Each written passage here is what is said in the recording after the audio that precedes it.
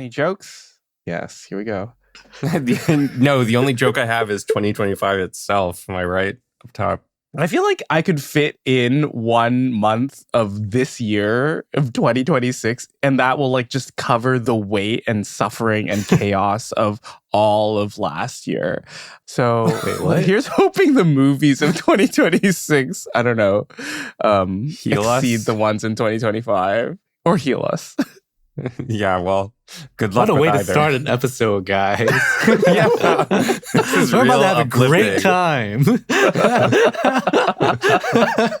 Gotta tell it how it is. I'm Wilson Lai. I'm Benjamin Yap. I'm Eli Sands. You're listening to Deep Cut.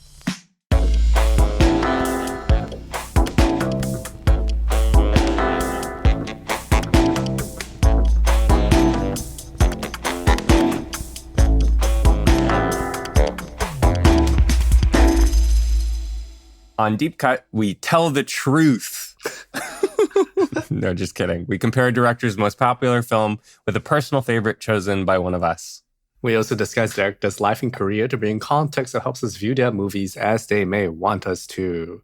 If you are enjoying the show, please rate and subscribe wherever you listen to podcasts to help others discover the show. Better still, you can leave a review on Apple Podcasts or comment on our episodes directly on Spotify. If you'd like to share a message with us, you can tell us what your favorite movie of 2025 was. You can feel free to drop us an email at hello@deepcutpod.com. You can also find us at deepcutpod.com to find links to our socials, Discord, and Patreon. Before we begin our discussion today, know that we will not be spoiling any of the films of 2025 unless we will give a warning beforehand. Please check the episode description for time codes for the episodes because we put a lot of effort into going through and writing when we start talking about different movies. So it makes it an easier experience for you if you want to jump around and hear us talk about a bunch of movies and not want to hear about the ones you haven't seen maybe. Please use it. We put a lot of effort into it. When are we going to get fan animations? Is this too early to ask? Oh. What are we animated? And what are we animating doing? Yeah, we're not really a very animatable podcast, but like, I don't know. Eli wants fanfic. Deep cut heated rivalry. Draw Ben as Marty Supreme, kind of. Whoa, wait. Whoa. Not saying I want that, but it would be funny. Marty Yapreme. Are we going to start? How do we begin? Yeah. What's our general vibe of 2025 movie-wise? Movie-wise is very different from like globally. Globally? Oh, globally? Yeah. We're toast. Yeah. Hope you had fun watching movies while it lasted. It was a good run. Well, yeah, let's get into it. We usually start our year in review episodes talking about how we felt about this past year in movies. And I guess because I'm listed first, I'm going to start. I think this year, this episode is probably the least prepared I've ever been for a year in review episode. I feel like I didn't watch that many movies this past year. What's your number? My number is 49, which is not horrible, but compared to other years, it is quite low. Yeah, that's low for you. Yeah, I ran... Okay, here we go into excuses, but quickly, I ran 2 marathons last year, and I did a whole ass teaching certificate, so I'm a certified teacher right now. Yeah! And that took up a lot of my 2025, I will say. But at the same time, I bought a cinema subscription, which I hadn't done since I was an AMC A-list member when I was living in the US. So that also got me to the theater to watch a bunch of movies, but evidently not enough. I still haven't watched enough to pay back the initial payment I made for this year-long subscription. So catch me in May when I hopefully make some money back from this investment. But the movie watching this year has been decent. I will say it's decent. I'm also surprised I've only given one movie 5 stars this year. Wow. And that is, I guess, obviously my number one. And everything else ranged. I feel like I saw some good movies. I saw some really poor movies in the theater as well. I think I was more annoyed at movies this year. I think you reach a level where you can start discerning stuff that I like and stuff that I really don't like. And I think, maybe I'm at that point in my movie watching where some recent releases I would just rather have not seen.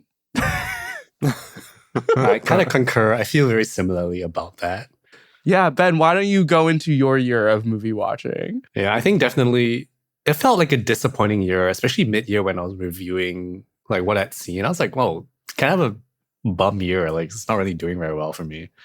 And then only maybe in the last 2 months of like catching up with films that like, I was like, okay, it's kind of picking it up. And there's some like films that I thought were really interesting, but still I think overall felt very weak to me as a year. But I think that's maybe more similar to you, that it feels more like I've dialed in my own taste.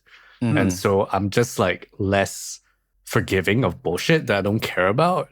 And I wish I could not watch them, but you don't know until you do it. So you got to give every movie a chance, or at least every movie that seems interesting a chance. But it's very disappointing when it's not good. I did watch fewer movies from the year than I did last year, which was nice. But I realized I should have stopped like 3 movies before because I watched 70 films. So I should have stopped 3 movies before, but I'm not gonna say the numbers. I'm not gonna say it either. You get it. Well, don't worry. I've got you covered because the average per month number of movies that I watched, according to Letterboxd, in 2025 was 6.7. No. Here we go. Yeah. You won this year, Eli. Wow. Congratulations. He planned it all along. He did. Good on you. Someone on the back end in Letterboxd really just wanted to give you a 6.7. They knew. Hey, Ben, what was your number then for all movies of the year? 70. No. All movies way more for sure. Okay. He killed us last year. This man. I watched 102 films on a big screen, which is very similar to last year, the year before, 2024. So that's awesome. I think it was the first time, or one of the more recent times in which I cleared 100. So kind of like that I kept that up. But for 2024, what were my stats? 173. Ooh. Damn. Which is decent.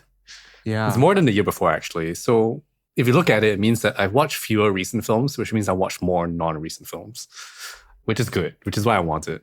And this year, I want to watch even fewer recent films. Nice. I think that's a good plan. Oh, I actually watched more last year than I did in 2024. I don't know what I'm talking about. Sorry. It was actually a big year for movie watching for me, what's your number? Guess. 149. Yeah, that's a ton, dude. Yeah. Okay, it was not bad. It's good. I mean, there's no bad. There's no bad. Nice. It's just movies. Yeah, it's just movies. It's not like we run a 6-year podcast about reviewing movies. Just movies. Just to reflect on something, I was thinking about it recently. Like, I didn't write a wrap-up for my newsletter this year, or rather last year. The Kinetoscope, subscribe on Substack. It's great. Yep. Soft plug. Hard plug. Hard plug. I'm plugging hard. Hard. Yeah, we're plugging. It's on the description. I'm still writing, but like very intermittently. But anyway, the reason I didn't write a wrap-up is because last year I was looking at a wrap-up. I was like, well, a lot of these are just numbers. And I was like, the numbers are so annoying. So I just didn't want to kind of increase the discourse about like getting your numbers up in terms of like, watching a lot of movies, reading a lot of books, playing a lot of video, like, you know what I mean? Like all this like consumption numbers and metrics, which are nice for me, but like, I don't think I want to put it out there on a public facing kind of thing to make it seem like that's important, because I don't really think it's important. Like you can watch 20 movies and like have 20 really good experiences with 20 movies. And that's also very good. Anyway, that's my soapbox. I'm done. Quality over quantity. How was 2025, Eli? Was it quantity over quality? Oh, sorry, the other way around. I think I usually come into this question having done a little bit more thinking. I realized that maybe this year I've been a little bit more on, not autopilot in my movie watching, but I've been less self-reflective about it. the most meaningful movie watching that I did this year, without question, was the movies that we watched for the podcast, whether it was getting challenged by Chantal Akerman or taking sort of a risk in putting Marina Devan onto our slate, a director who I'm really fascinated by and care about, but also wasn't sure how she was going to be received here. Ironically, those are two French women that I've mentioned. Yeah. Expanding my horizons with Hong Sang-soo. Aside from the teaching that I do of movies here and there in my work, this, remains the most important space for emotional and intellectual reflection on movie watching that I have. And that also is a result of the space that our friendship and collaboration has created. So remains the most important part of my movie watching for sure.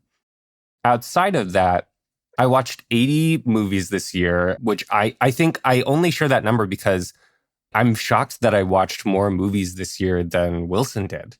I'm talking about like total all movies watched, not 2020. No. I watched 140 movies last year. This is bigger. Okay, so I'm still the least viewed among us three. Got it. But not by much. Okay. Not by much. I don't know. In terms of 2025 movies, okay year. The ones that are at the top of my list are the ones that have made me kind of think the most after the fact of watching. Like the ones that kind of left my head quickly don't so much mean a ton to me as a viewing experience. They wouldn't be part of that 20 really meaningful viewing experience that Ben just mentioned. But that's not to say it wasn't worthwhile. And you might be surprised by like the movies that wound up sticking with me. If you've listened to our New York Film Festival coverage from 2025, you might be expecting my number one to be something that it isn't. But I hope that movie's still there. I don't even know what I'm expecting.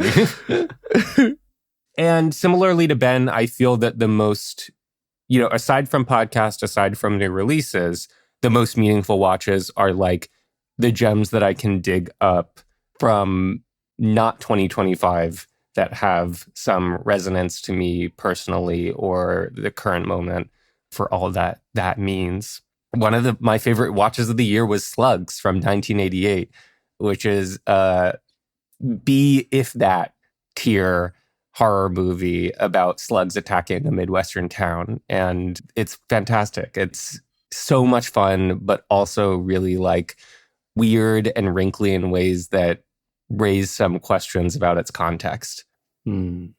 So, weird year.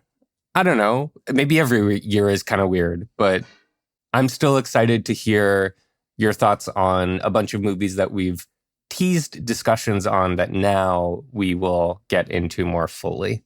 Yeah, what has been a old gem that you've discovered, not for the podcast and not from 2025, that you found, Ben, this past year?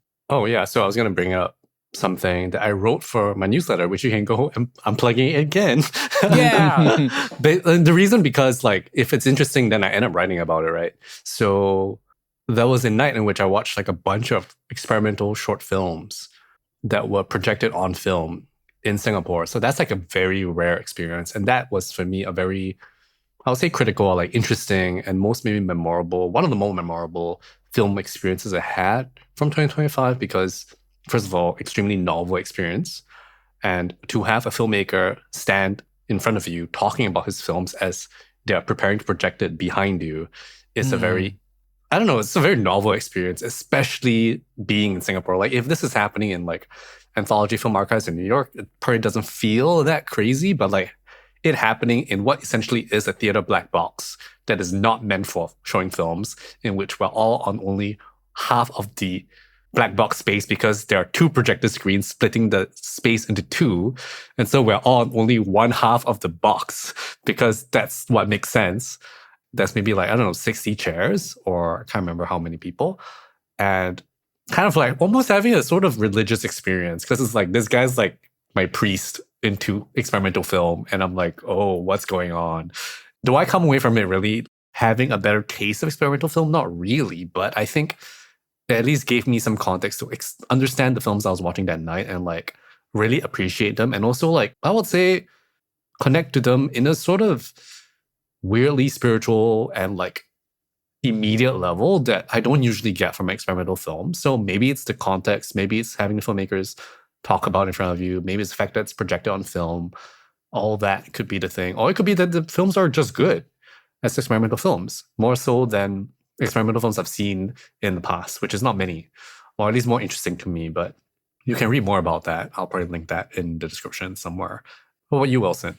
I'm looking at my Letterboxd right now, and I think this is actually a big reason why I felt like 2025 was such a nothing burger film year for me. So aside from the one 2025 release that I gave 5 stars, all but one of my other 5-star watches were all rewatches. So I only had one gem, one 5-star gem. And that was when I saw Tobe Hooper's Texas Chainsaw Massacre on the big screen for HKIFF. That is a screening I will never forget. I think when horror is done well and horror is done beautifully, I think it can be really affecting for me personally. I will talk about maybe a couple or maybe one horror film that I really loved this year that struck a similar chord with me watching that in the theater. So yeah, horror, I guess horror is back on the menu for me, guys. It's never been off the menu for me.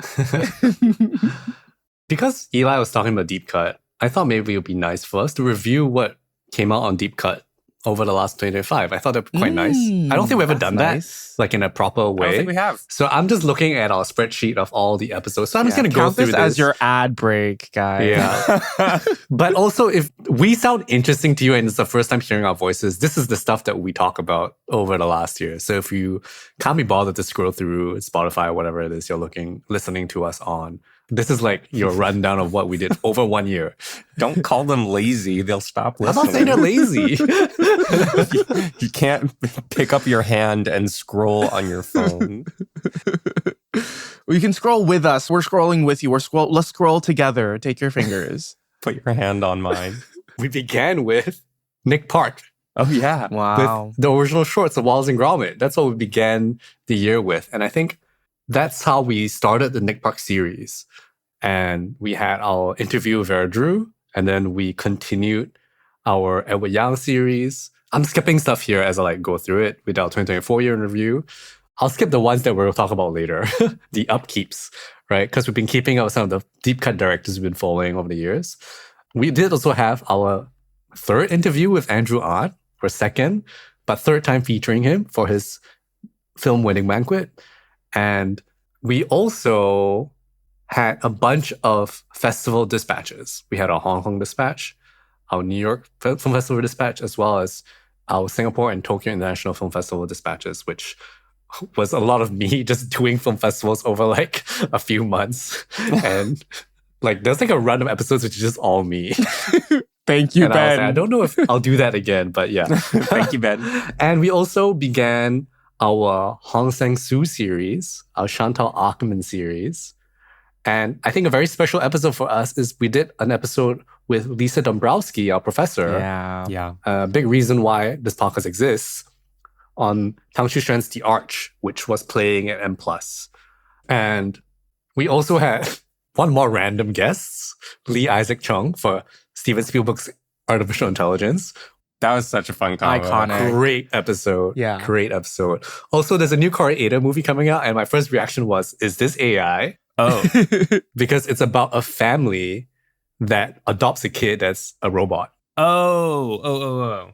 Anyway, so that's a very broad overview of the year, actually. A bunch of film festivals, and then the upkeeps we'll talk about later. And the big ones are Nick Park, Hong, and Chantal were the big directors that we start covering this year. Yeah. Which feels like very few.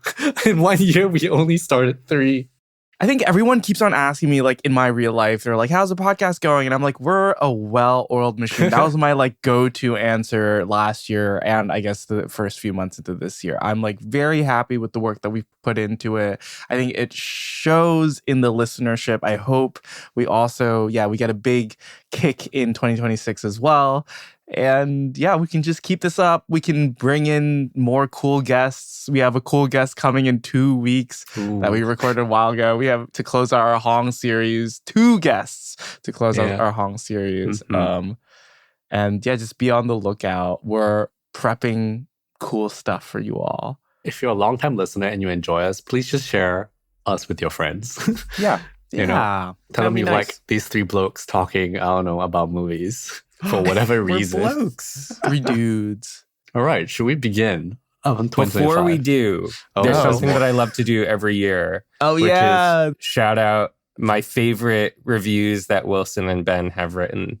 So we'll link these in the show notes, and I won't spoil the content of the reviews because they're all wonderful. But this year I broke it up by a serious and a humorous review from both Wilson and Ben. So for Wilson, the serious review that I recommend you read is News from Home from May 24th. From Ben, the serious review would be Avatar, Fire and Ash from December 22nd. From Wilson, the funny review would be Eat, Drink, Man, Woman from February 28th. And from Ben, the funny review would be What Does That Nature Say to You from December 29th. That one's good. That one's good. Really the good. Ben one's really good. It's really good. I think the only, off the top of my head, the one review that Eli wrote this year that really stuck with me was your Sinners review. And that really popped off this year, right? But I remember reading it months, or like not reading it months before when it came out because I had to wait for it to come out in Hong Kong. And when I finally got to read it after I saw the film, because you spoiler locked your review. Understandably so.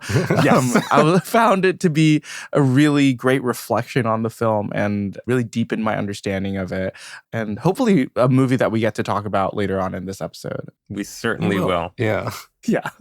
Thank you. Okay, let's move on to some big movies, some obligatory mentions that might not appear later in our top 5s. And we'll start with, because it is Oscar Academy Awards season, let's talk about some Oscar movies that might not be appearing in our top 5. And are we just going to go down this list that we've written? Let's just go down the list. Let's go. Let's do it. Okay. Let's go with a movie I haven't seen because it's not out in fucking I haven't China. seen it either. It's coming out in a week. Gosh.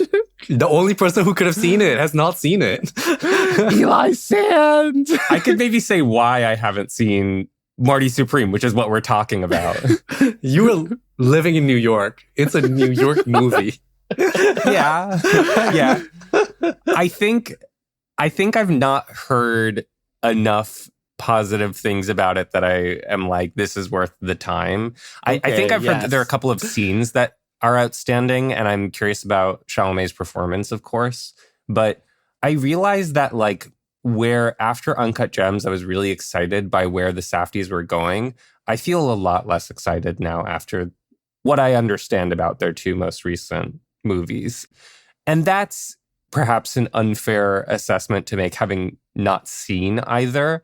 But knowing that they were sort of scaling up this project of casting non-actors in like present day, really kind of morally, ethically gray stories, I feel less interested by the sports kind of biopic-y material that they're going into now, even if there is some material in common with that approach that I was interested by. And also worth noting that there is some perhaps Oscar-timed shady rumors about Josh Safdie right now. So yeah. Well, about both brothers. Both. Oh, really? I would say that both brothers are kind of implicated. Well, I mean, one was shooting it, but one was boom operating. They were both present. Oh. But the story is that Benny didn't know the full extent of what was happening, which now that I say that, I find kind of hard to buy that one would know and the other wouldn't. So, well, that's Marty Supreme. Didn't see it. Wow, anticlimactic start. Did you see the next one? Because I didn't see the next one. Okay, great. I really want to see the next one. I'm seeing it hopefully in like 2 weeks. Yeah, this was Secret Agent by Kleber Mendonça Filho, who also made Bacurau, which I know, Wilson, you love. You've seen. I hadn't seen Bacurau. I really was impressed with Secret Agent. I saw it with my colleague and dear friend and very loyal Deep Cut listener, Kate. So shout out Kate. It was a really very fun viewing experience. We went like right at the start of winter break and got a meal together and saw the film. And Secret Agent is this kind of moment of political turmoil in Brazilian history, man on the run. But more importantly, it's like an incredible ensemble cast look at a time and place. And I was in this sort of like after period of the movie when I was thinking back on it, I found myself less interested by the protagonist than by those colorful, really well detailed and acted side characters. And that includes some jumps into a time period later than the main space of the movie. I weirdly find it in conversation with one battle after another in that sense. And I will actually be very curious what you both think of The Secret Agent because of its connections to that movie and perhaps some similar goals that it has in mind and themes. Interested to see it. Yeah. I'm glad it's getting praise. It's very worthy of it. I've seen the trailer. Sorry, I'm looking at what's next on the list. Which is Guillermo del Toro's Frankenstein, or as someone on Twitter recently tweeted, my fuck-ass doppelganger.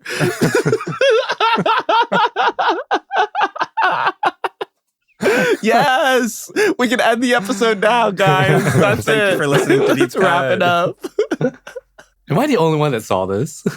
Yes. Correct.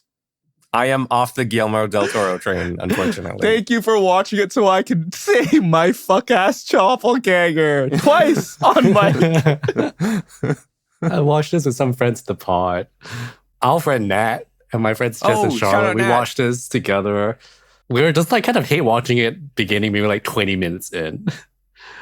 And I think for me, the big miss is that it's so poorly written. Like adaptation aside, whether it's a good one or not, it's just like, what is this movie about and what is it interested in? And like it being propped as like Del Toro's like passion dream project is like either just a marketing play or because it's his passion project and he got a blank check to make it, it sucked. And nobody said no because Yep. Funny you're how just that like works. watching it and like it doesn't work. Anyway, that's all I want to say about it. It's to me unfortunate and also to me also a sort of example of what Netflix is doing to the industry. Yep. Because there's something kind of sloppy about it. Yep. Yeah, there's something very sloppy about it in the way that's maybe being casted, the way it's being marketed, the way it looks. That's such a bummer. My gosh. I'm kind of off the Del Toro train right now because of this. You know, that just reminds me of our conversation from a couple of years ago about May, December, where like Todd Haynes and is that Christopher Blavel who lensed it? Yeah, I think Am I so. remembering Yeah. I think so. Yeah. Yeah. So how they sort of flipped the script of these Netflix aesthetic constraints where everything looks so samey, they weaponized that and turned it into a critique of the kind of cultural slickness that Netflix signifies. So there are still creative possibilities within that system, but it doesn't seem that Del Toro has seized that. Netflix took up the distribution for that, if I'm not wrong, for May, December. Yeah, they didn't. I don't think they made it for Netflix. Yeah, and I think that yeah. kind of killed the movie as well. Right. Right. So in a way, well done, Netflix. Congrats. There goes my argument. Yeah. Anyway, that's all I want to say about my fuck-ass doppelganger. Moving on. Yes. Frankenstein. Walk this way. Let's talk about Sentimental Value, which both me and Wilson saw more recently. I didn't really care for this that much. It kind of felt a bit flat for me, but a lot of people really, really liked it. So I want to hear from one of those people. Yeah, I really, really liked it. I saw this with my friend Lorraine. We went for a preview screening because it's still not out in Hong Kong. I think it's out, or maybe it's out this week in Hong Kong. I found it to be really moving. I didn't find it to be as effective on me as Worst Person in the World, but I felt that father-daughter dynamic to be really strong in that. But even stronger than that, I really found there was like a scene between two sisters later on in the movie between Renate Reinsve and Inga Ibsdotter Lilias. And I think they both give an incredible performance in that scene. And that scene was really what sold me on the movie and the stuff that happened afterwards. I think it's a really, really slow boil. And then it gets to this point and then things start clicking or they don't. And I think without that last act of the film, I don't think it would be that high for me. And I think the soundtrack's so beautiful and the cinematography. The way that Trier moves his camera is magical, like especially in that house that this film is centered in. Really enjoyed it and can't wait for his next film.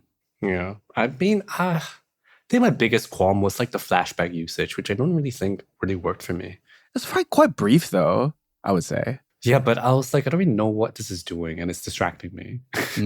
But I really was bummed that it didn't work for me because I'm like, this should work for me, but it doesn't. And I can't really fully explain and articulate why. But similarly, Worst Person World also does not work for me. Yeah, so maybe it's just you and Trier. I think Trier's style doesn't really work for me. Yeah, I'm kind of, if I bothered, I might rewatch Thelma from him. I really which I Thelma. liked. Yeah. Which is like a very weird one because it's got superpowers in it. And I wonder if that still is as good as I remembered it because I don't remember much. Soup. Let's move on to a movie that when I saw it, I thought, this is going to be my top 5. It is not my top 10. Whoa. You can go to our, was it Tokyo International Film Festival episode where Ben it's so interesting. Spoke really highly of this movie. Yeah. And this movie we're talking about is Hamnet, directed by Chloé Zhao. Yeah, like I rewatched this last week. Oh. And I actually knew going in, I was like, there's a very good chance this is going to slip for me because I know. And I think maybe when I watched it that first time, it met me at a very right time and I wanted to feel something specific that Zhao gave me, which I also very much appreciate. And this is also why I don't usually rewatch movies because a lot of times you can't recreate the first time you watch a movie. And some movies only really work once. And that's not necessarily something wrong with the movie, I think. Yeah, agreed. But some movies really work very well, regardless of how many times you see them. And I don't know if that necessarily is a better quality. I guess I would overrate that quality if you asked me. So I knew it was cheesy the first time I watched it. And I think the second time it felt cheesier. And I think I was asleep for the part where Mescal does Hamlet. Like when he does To Be Not To Be on the pier, I think I fell asleep. And that improved the movie by a lot. Yeah. Wait, the first time you watched it, you were asleep? For like that section, I think I blinked out. Because I was like, I don't remember this. And it improved the movie. I remember muttering to myself, I was watching it with a couple of friends. I saw this on Friday, finally. And when he started doing that, I was like, I can't believe he's doing this right now. I can't. Well, you know, they could have titled the movie After Sun. Okay. Yes. Yeah. I just thought, I swear I did not plan that in advance. Great. I need to immediately qualify that. Does that make it better? Yeah, I don't think you should have planned that. Or I needed didn't. to. Or I should have planned it. If you planned it, it would be very disappointing. To be or not to be, whether 'tis nobler in the mind. Oh man, I thought I had more memorized. She's not a certified teacher. I'm kidding. I have a Macbeth monologue memorized. I will also say the day I watched it, I read the book, like the entire book. Yeah, Oh, and wow. I was like, wow, it really is like the book is better. Not in the ways of like the book is more intricate, but because the book actually doesn't have a lot of the Shakespeare stuff. In fact, it doesn't have any of it. And so the film already, I think, puts Shakespeare's character as sort of the secondary character, but the book is even more so that makes it really work. This is my big theory about the movie, that the moment it works less for me is when, instead of withholding Mescal's reaction to the corpse of his son, Zhao shows his face. Sorry, spoiler, I guess, but it's in the premise of the movie. It's not a spoiler.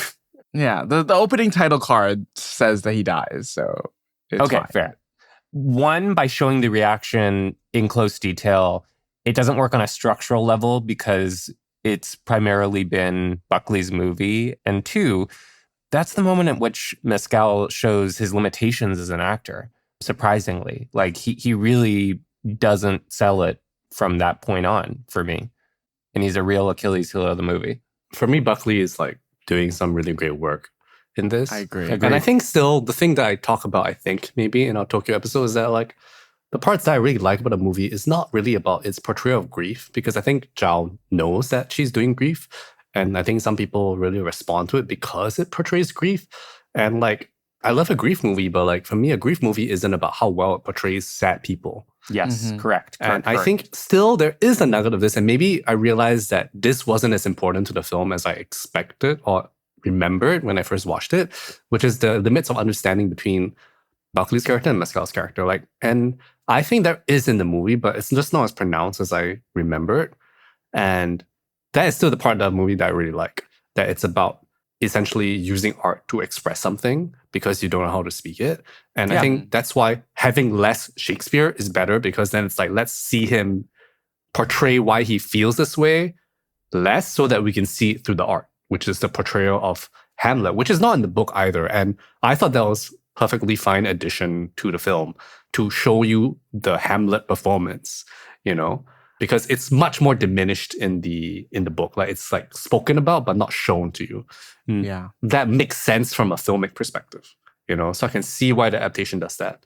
I like that note. So like the grief is acknowledged and shared, not just between those two characters, but also everyone else watching the play at that time. I did not like the movie. I was completely and utterly bored, annoyed at all the choices. Like, I would say maybe every other shot or every third shot, I was like, no, don't do Wow. this. Don't do this. I did not like the close-ups that she has. I know she does that a lot. I know she does like the handheld close-up thing.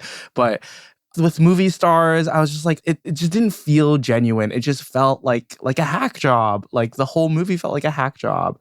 And the Max Richter score was like so overbearing. And then when they started playing on the lightness of being like the really famous Max Richter song, I was like rolling my eyes. I'm like, oh my God, you're like sort of, you're willing people's like tears to like well up in their eyes right now. And it was a horrible Paul Mescal performance. I felt so bad for him. He's like so miscast in this.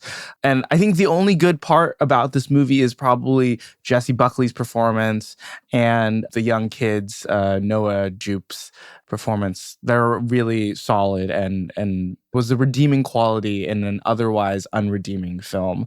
It lands at number 45 out of 50 this year for me. Wow.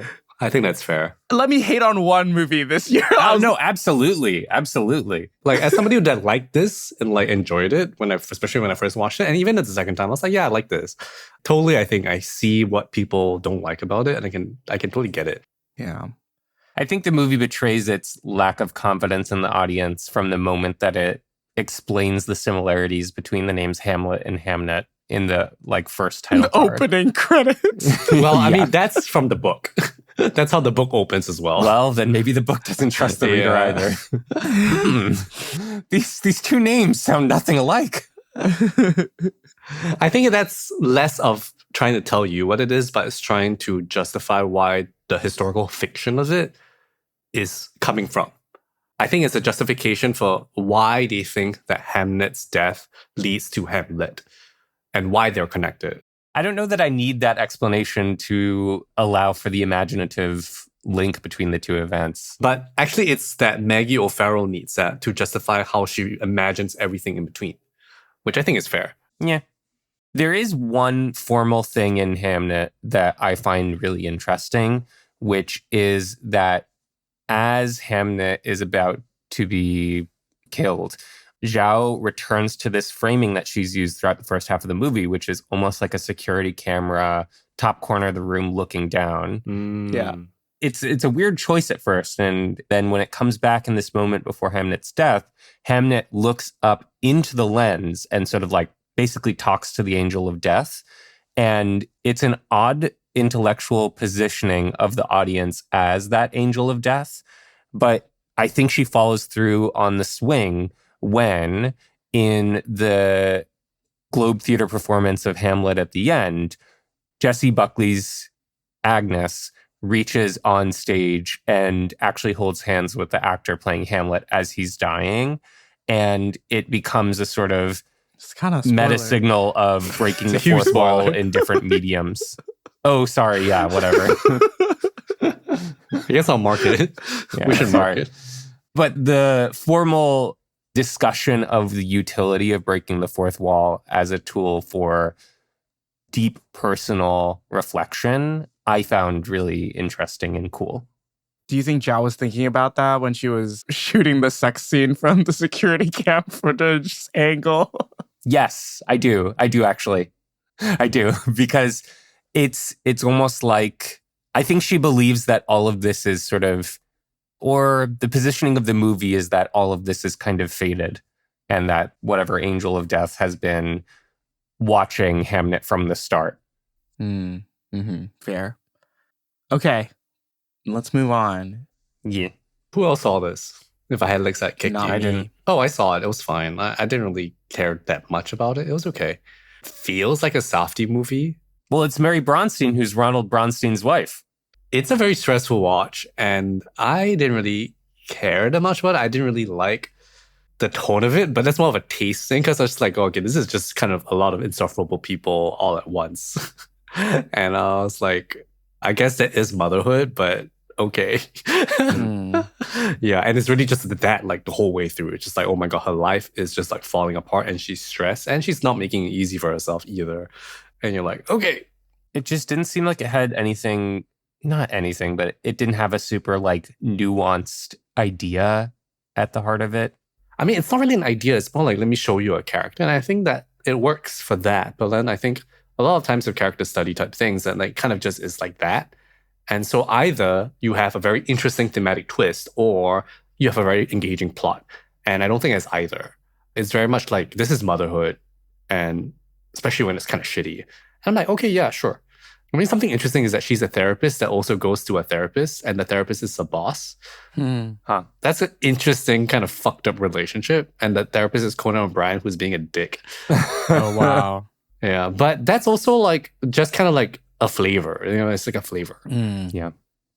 I have a spoilery question. Does this movie take a supernatural turn in the end?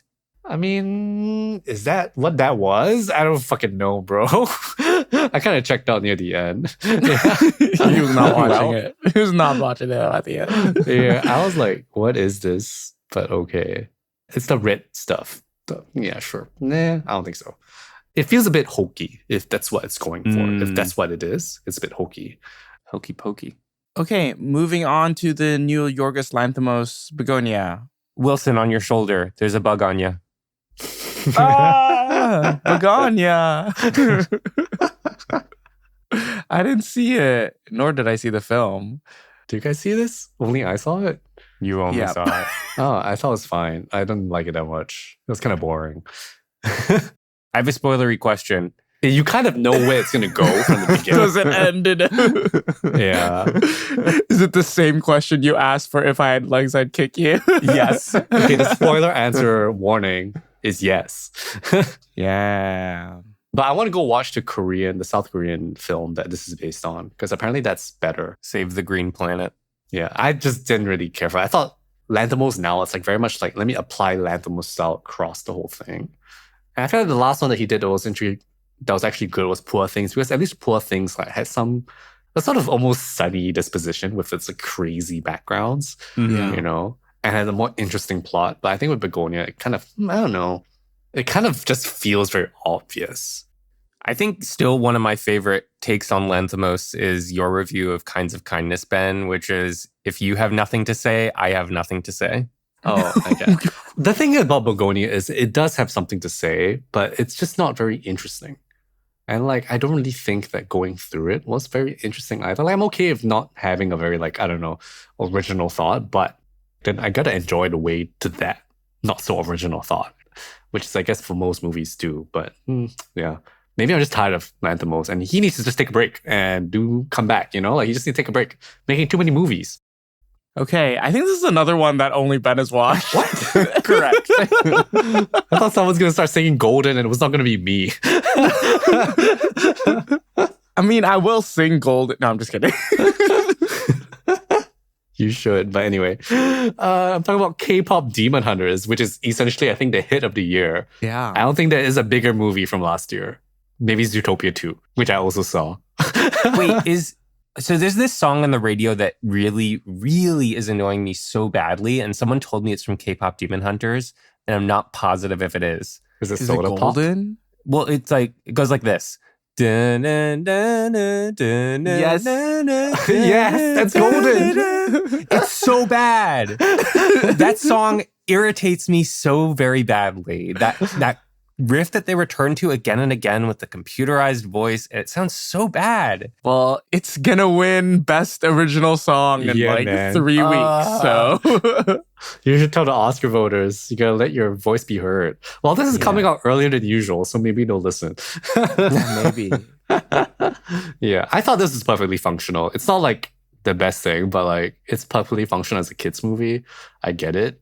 It's very colorful. But I will also say, I was thinking about it today because I was looking at the list of movies that we're going to cover, and I was like, you know what? This movie kind of leads us down a bad path. Oh, say more. Why? When you think about it, like you think about Frozen and like what Frozen does to somebody. Frozen has been turned into a merchandising consumerist machine, beginning with the kids at a young age, and now it's like, you know what I mean? I would argue that it existed that way from the start and was designed that way, not turned into. I don't think it was designed that way, but I don't think Frozen's becoming that big of a hit was expected. But K-pop Demon Hunters, same thing, not as expected, even less so. But K-pop Demon Hunters is kind of built on the back of something that's already that, which is K-pop. Which, as a person that likes K-pop to a certain extent as well, To a certain extent. it's kind of confusing because, like, let's breed the kids from a young age to like, become like K-pop fans, which is a bit scary. I don't know, like it hasn't played out yet. Give it 10 years, but this is great for Korea, and it's crazy that this did not come from Korea at all. That is the most crazy part about it. South Korea got a huge GDP boost like 10 years down the line, and it didn't do anything for it. Well, what they did was they built K-pop, but yeah. They did a little. Flywheel businessman. Yeah, but anyway, so that's K-pop Demon Hunters. I saw Train Dreams too, and nobody else did. Wow, this is the section where Ben just talks for half an hour and we just listen and learn about movies. I saw some critics who loved Train Dreams, and I found it very kind of middling. That's all I gotta say. I thought it was kind of boring. Choo-choo. Yeah, and somebody talked about how like it's based on a book, and one of the inciting incidents in the movie is that there's a Chinese indentured servant working the railway, and then he gets attacked by a bunch of white people while working the railway, and then Joel Edgerton is like, oh my God, that sucks. And he's just watching it happen. And then he remembers this Chinese man being attacked years down the line. In the book, he attacked the Chinese man too. Oh. That's a huge change. And like for me, that's like change. a sanitization of like, what kind of story you're trying to tell here?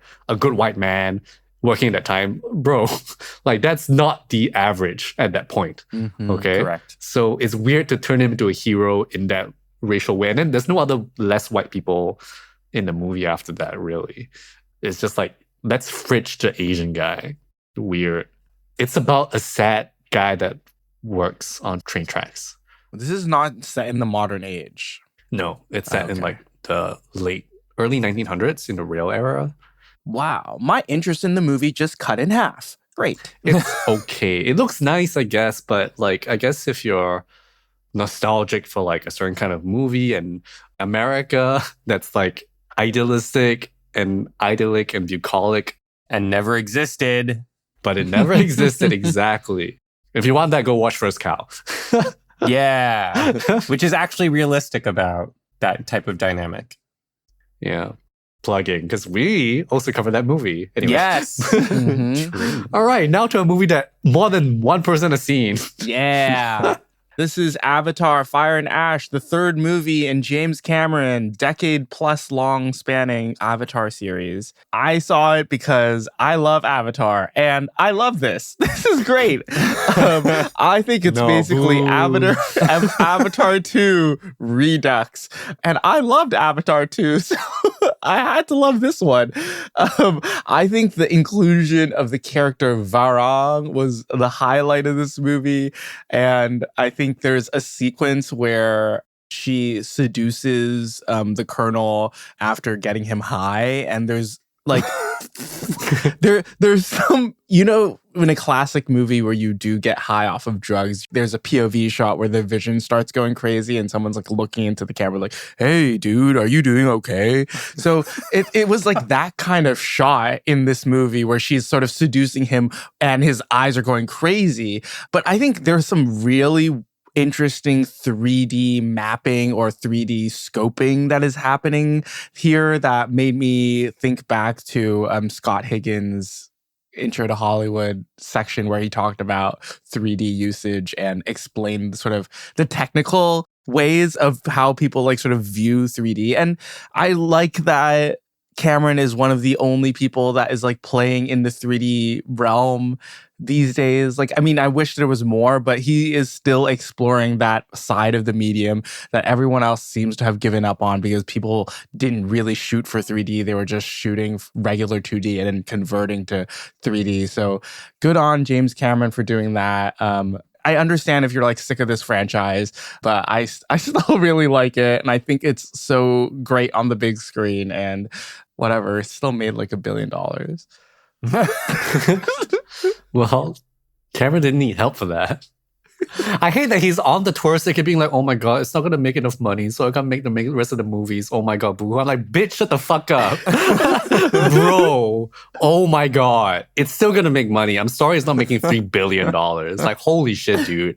Like, read the fucking room right now. And I hate that, like, Cameron, who is making huge blockbusters with huge budgets, is the guy that's complaining about his box office score. Like, what the hell? And then we're supposed to look at him to save movies? Like, holy shit. This whole narrative is fucked up. Because these cost so much. No, you know what? And also, I'm realizing Cameron, I think what's going to be good about him is that he is actually going to advance technology in some like second order, third order way. Like whether it's like computer animation, blah, blah, it's doing that in the background. Great. You know, it just sucks that the movie sucks, you know? But I feel like it just kind of is a necessary evil for whatever is happening in the background of like improving 3D mapping and animation, all that kind of jazz. Great. But the movie, not great. And also making me kind of think back about the rest of the movies and being like, you know what? I think this whole franchise is cooked. And I hope he doesn't make 4 and 5. But if he does, I will watch them so I can rag on them. But no, you gotta wait for number 5 where they go to Earth. Read my review, my serious one. Oh my god. I'm so irritated by this movie. And by Cameron, actually. Like, I would say I'm more irritated by Cameron than anything. Like, I think I was watching a lot of video essays about the Native American aspect of the film and like that he's trying to pay tribute to Native Americans. But I find that Cameron's perspective on the Native American experience of resisting colonialism is really off the mark. And now he's made a movie that so many billions of people have seen that advances the agenda, which I really do not like. Yeah, it's really restrictive and reductive. And like, I think that's a problem. And to me, Cameron's kind of like the Elon Musk of the film industry. And I don't think that's good, you know? Because people are like, arguably, Elon Musk has helped technology, but also arguably, he's an asshole. So I don't know, man. Also, people like fucking love Varang. I also love Varang. I think Varang's hot and like awesome. Great character, poorly utilized, so poorly utilized. And I see Cameron like on the press circuit being like, it's so concerning to me that people look up to Varang. I'm like, bro, do you know what you're doing with the film medium here? Like, what are you doing? Like, what is happening here? He's like, yeah, she's dangerous. I'm like, okay, then what are you doing Why'd you here? shoot her like that? Like, what are you doing?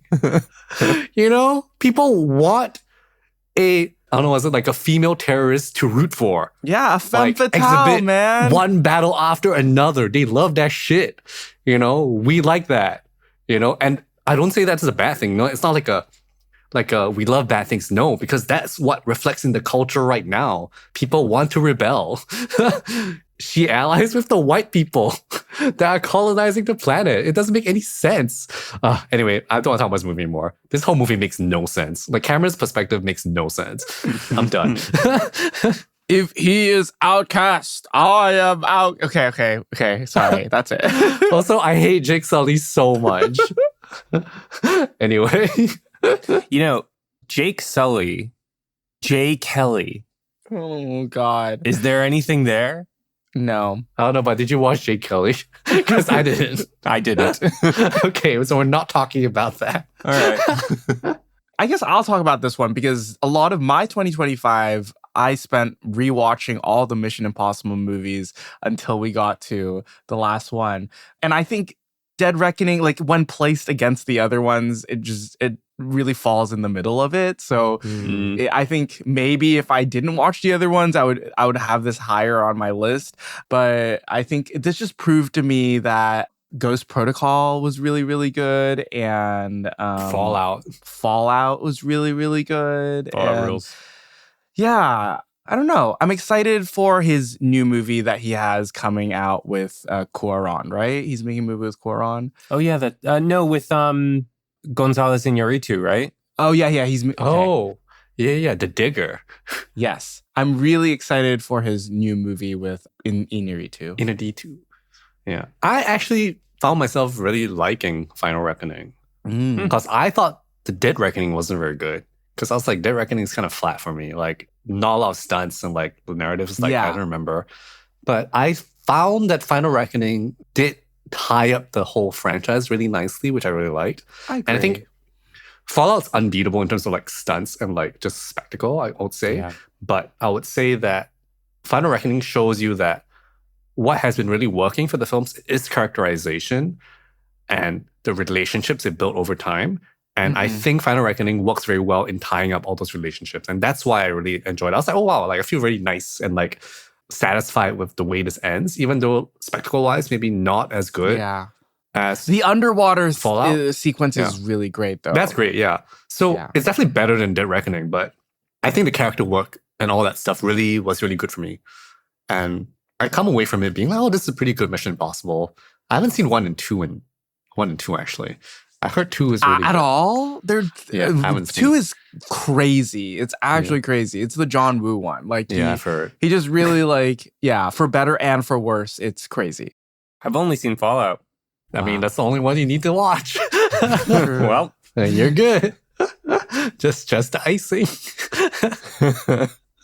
Eddington is a movie I didn't see, but I really like to imagine Christopher Walken pronouncing Eddington. I saw this. It was all right. Oh, so not bad. It was all right. Okay, it's okay. Some people really like this. I thought it was fine. Like it's. I've already kind of forgotten most of it, to be honest. That's okay. Let's move on. Wicked for Good, another movie that I didn't see. Oh, I didn't see it either. Just cut it out. Don't even mention it. Look, I mocked up this list with a lot of assumptions, apparently. Okay, great. Unless you want to do Wicked Witch. That was the best feature film of 2025. Wicked, Bad and Horrible. Flipping around. Wicked Witch. That's my number one. Thank you, Michelle Yeoh. Directed by Michelle Yeoh. Starring Michelle Yeoh. Written by Michelle Yeoh. Hey, I just read that she's in the short film directed by Sean Baker. Oh, yeah. Sandiwara, where she plays 5 different characters in the Malaysian market. Okay. Sounds really interesting. But I kind of was like, damn, I wish this was a feature film. Like, short film, damn it. These next few are not Oscar nominated, but because they were prominent movies this year, we'll give them a little shout out. No Other Choice, I think we talk about definitely on the New York Film Festival episode, but do we also talk about it on the Tokyo episode? No. Oh, okay. No. I thought it was all right. Kind of same. Yeah, very all right on it. I'm really waiting for Park to really wow me with something. I think Decision to Leave also didn't land incredible for me. It just landed okay. Yeah. So yeah, still waiting. I know he has it. I know he has it in him because I like the sequences are pulled off like within an inch of their life. Like they're directed to perfection, but I just was not feeling it. I think that's the problem with Park and Bong right now. They're too good at their jobs. They need to actually get less good. They need to like kind of mess it up a little bit. I think with Park, more so than with Bong, my sense is that he's becoming a director who is more interested in like the toys of filmmaking. You know, like think of Ang Lee and, you know, love Ang Lee, love his later stuff too. But he most certainly has become someone who is more interested in like the toys and the technology and like how can I push the boundary formally and technologically, or like a Robert Zemeckis. James Cameron. Yeah, James Cameron has always been into the toys. Yep. Okay, Eli has a joke for the new Lav Diaz film, Magellan. Which I have Tell not us seen. the joke. Yes. Okay. Tell us the joke. My neck, my back, Magellan, Lav Diaz. That's He would make that real if you asked him to. He would in his era right now. He would. Yeah. I think He's if you been doing a DM'd him, he lot. might do it. Oh, we kind of could make that happen. I think you got to make an example video, then we'll send it to him. Yeah, we can Okay. send that just for Lav Diaz. This is me trying to trick Eli into making that video. But I actually think he might do it. Who knows? I did I not saw see this, this. though. Oh, I saw this. I saw okay, this. good. Phew, one of us saw it. I don't know. It's okay, but very. I don't know. I haven't seen enough DS really have a sense of what the hell I'm looking at. But it just feels like a historical movie, but very plate straight. Looks good though, I would say. That GH7 really Yeah, they shot on doing that work. GH7. I watched another Lav Diaz film that I guess didn't really go wide at all. But I watched Fantasmia last year, and that was really high up on my list. I am a big Lav Diaz fan. I am really getting into the works, and I think the lo-fi-ness of this was really interesting to me. And I'm sure he has a bigger budget with Magellan, and everything looks really legit with Magellan.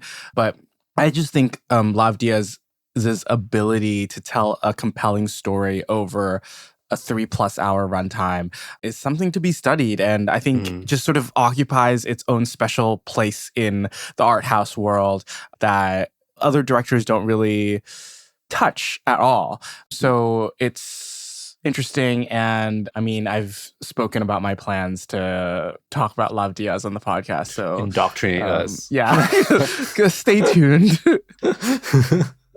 Any of you see Phoenician Scheme? I did. I did. I did too. Okay. Thoughts? Good. Yeah. Meh. I think its heart is kind of in the wrong place vis-a-vis Billionaires, but it's fine. It's not the best Wes Anderson I've seen by a long shot, but it's still fun, and I still like his style, and it's a really good Michael Cera. I mean, it feels very much like Wes Anderson doing Wes Anderson. Yeah. Which maybe if this is your first one, it kind of could work. But like, I think it's kind of getting a bit stale the way that he's doing things. And I rewatched Royal Tenenbaums last year, and I was like, wow, this is great. Like in terms of the heart of it, So it's like good. so much more there than Yeah. Phoenician Scheme, which feels very distant. You could say that that's also him being kind of too into his toys as well. Yeah, that's true. No. That's Yeah. true. Not to return to Jay Kelly again, but there's a really good essay in Vulture by Ryu Spaeth called Did Success Spoil Noah Baumbach that I really enjoyed reading. Its basic thesis is that like Baumbach's basically gotten content and therefore his movies are somewhat less interesting. And I wonder if something similar is happening to Wes Anderson. I did not see French Dispatch or Asteroid City, but my sense was that they had a little bit more to say or like something behind them. No, I don't think so. I don't know. Maybe French Dispatch a little bit. Yeah. I would say French Dispatch. But that seems to happen to most filmmakers. At least who get commercial success. Yeah. Once it's easy for you to make money from making your movies, then like it becomes less imperative for you to make something that really splashes. Yeah. You know, and that is the nature of economics of the Yeah. movies. So I Yeah. think that's normal, and that's why new filmmakers have space to appear, because the older filmmakers get shittier. That's kind of the churn, man. That's just how it works. Yeah, but then the Yeah. institution thinks that safety equals money rather than Yeah. risk. Yep. But I also see, like, I don't know, I feel like Anderson and maybe like, because I've been listening to our Hong episodes go like sort of as they're releasing, and I feel like Hong does a similar thing, but he doesn't really need to, right? But he's really comfortable making these movies in the same space, and they all have a very similar tone and vibe, and you sort of know what you're expecting when you're going into them. And I feel like similarly, Wes Anderson is doing that, albeit in a much larger financial scale. But yeah, he's getting his cast of his troupe of like actors, and they're going together and they're gonna like make a really whimsical, funny movie that is split into like 12 different parts. They'll do that once every 2 years. Yeah, but I think the argument is that Hong is doing something that is like kind of disposable, and then sometimes it slaps. Whereas like Wes Anderson's putting a lot of money into these, not even that much, because like he's able to get his cast from a steal. Yeah. But there's a sense that too much effort is going into this for it to like be flat. And I would say that also maybe is being a bit harsh for him as well, right? Why am I giving him more of a leeway? That could be an argument as well. I don't know. But I think you bring up a fair point, where it's like, if Wes Anderson is your comfort watch, then like a new Wes Anderson is fun. It's not going to be bad, but will they ever be good again is a good question. Will they ever be great again? Yeah. So are we moving on to this section? Let's move on to the section that Eli Sands has labeled as bad, in parentheses, or at least up for debate. Up for debate. Okay, why don't you introduce the first film on this list? Weapons is a movie that has like the best premise in horror of the last like 10 years, and it squanders it. It's a town where this one third grade classroom in the middle of the night all get up and flee their rooms and run away to an unknown location. And as the movie says in the opening voiceover, are never seen again. That is a premise. And there is some follow through that links to really relevant, hot button, risky, interesting social issues, at least in whatever you want to call it, mainstream America right now. And I'm parroting myself in my Letterboxd review. You could read the whole list that I threw out there. But for the movie to then, and I'll say, this is coming with a spoiler, for the movie to then pin all the rich social problems on one invading witch and to not really dig into what that means allegorically is a real waste. And yes, it is thrilling and it's funny and it plays its cards very coyly in terms of when it sort of cuts away from a line of action and goes to another part of the story. I also find it to be, if it is inviting this sort of political reading, it, one, dodges the most interesting stuff, and two, it winds up being rather cruel by the terms that it sets out. To have the only characters who are really like brutalized and on screen without sort of a hand in the main action be the middle-aged gay couple, and to have their deaths go like really unquestioned or not factor into the plot at all, to not question ultimately the problems in the structures of this town. It's at best disingenuous for not engaging in the political stakes that it sets up. And it's at worst working against the things it sort of calls its shot on being about. So effective experientially in the moment, intellectually, I think kind of heinous in a way that Barbarian is not. I think Barbarian is a superior movie in terms of what it actually has to say. So I was really let down by Weapons. It is near, if not at the bottom of my... No, it's not at the bottom of my list this year, but it's very close. I'm on the other side of this. Weapons is my number 8 film of the year. I love a good horror movie, and I will say that yes, I agree with a lot of what Eli's saying, and I do think that me living outside of the U.S. and sort of like being out of the U.S. for a few years, I just feel like it didn't really matter how politically engaged / not really saying much with what it was putting out there. I don't think it was that unforgivable for me. And I think in that moment, watching that in the theater, like I can't deny that I was thrilled, and it was such a moving theatrical experience, like one that I hadn't had in such a long time with horror films, like new release horror films. And just the way that the movie is shot, the way that the scares are handled, I think this is also my first Kreger film. So I was really like, holy shit, this man is on the scene and he's like directing really, really well. And we just gotta watch out for him. I do agree with that. Major talent. As formal horror filmmaking, it's pretty inventive and genuinely shocking in some places. And that's part of why I want it to have the same backing that the best kind of horror does, where it is actually scary and it is morally and ethically scary and risky as well.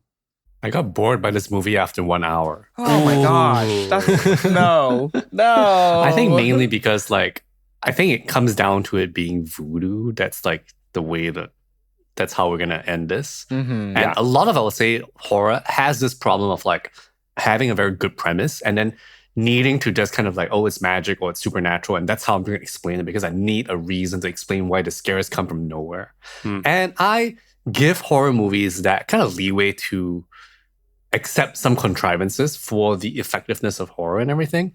Right. I think that's perfectly fine. But I just find that this one is just not interesting. And I don't like the narrative structure and patterning where like it moves between the different characters and then it goes to its villain and then like follows her for an extended period of time. And I'm like, all the interesting stuff about this is like leaking out the more time I spend looking at this character that's the villain. And that really took the wind out of the movie for me. And second, which is a hugely minor gripe, but like it's part of world building. In this movie, there are ring cameras facing most of these kids running out of the doors because they established this in many shots and investigation. Are you fucking telling me none of them capture the direction that the kids are running that they then find out much later through other means?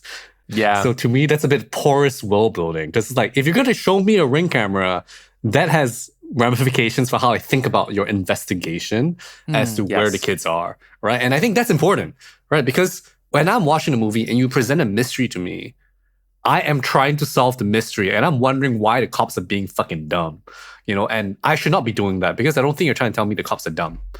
Unless you are, and that's fine, but then you would actually lampshade that later, but you don't. They don't. So then to me, it's like, hello, you need to investigate your world building so that it's at least a bit more watertight. It doesn't be fully, but like for me, that was for some weird reason hugely a leak in the plot that I was like, wait a minute. Fair. Of course you can see this because that ring camera footage is very much shown many times.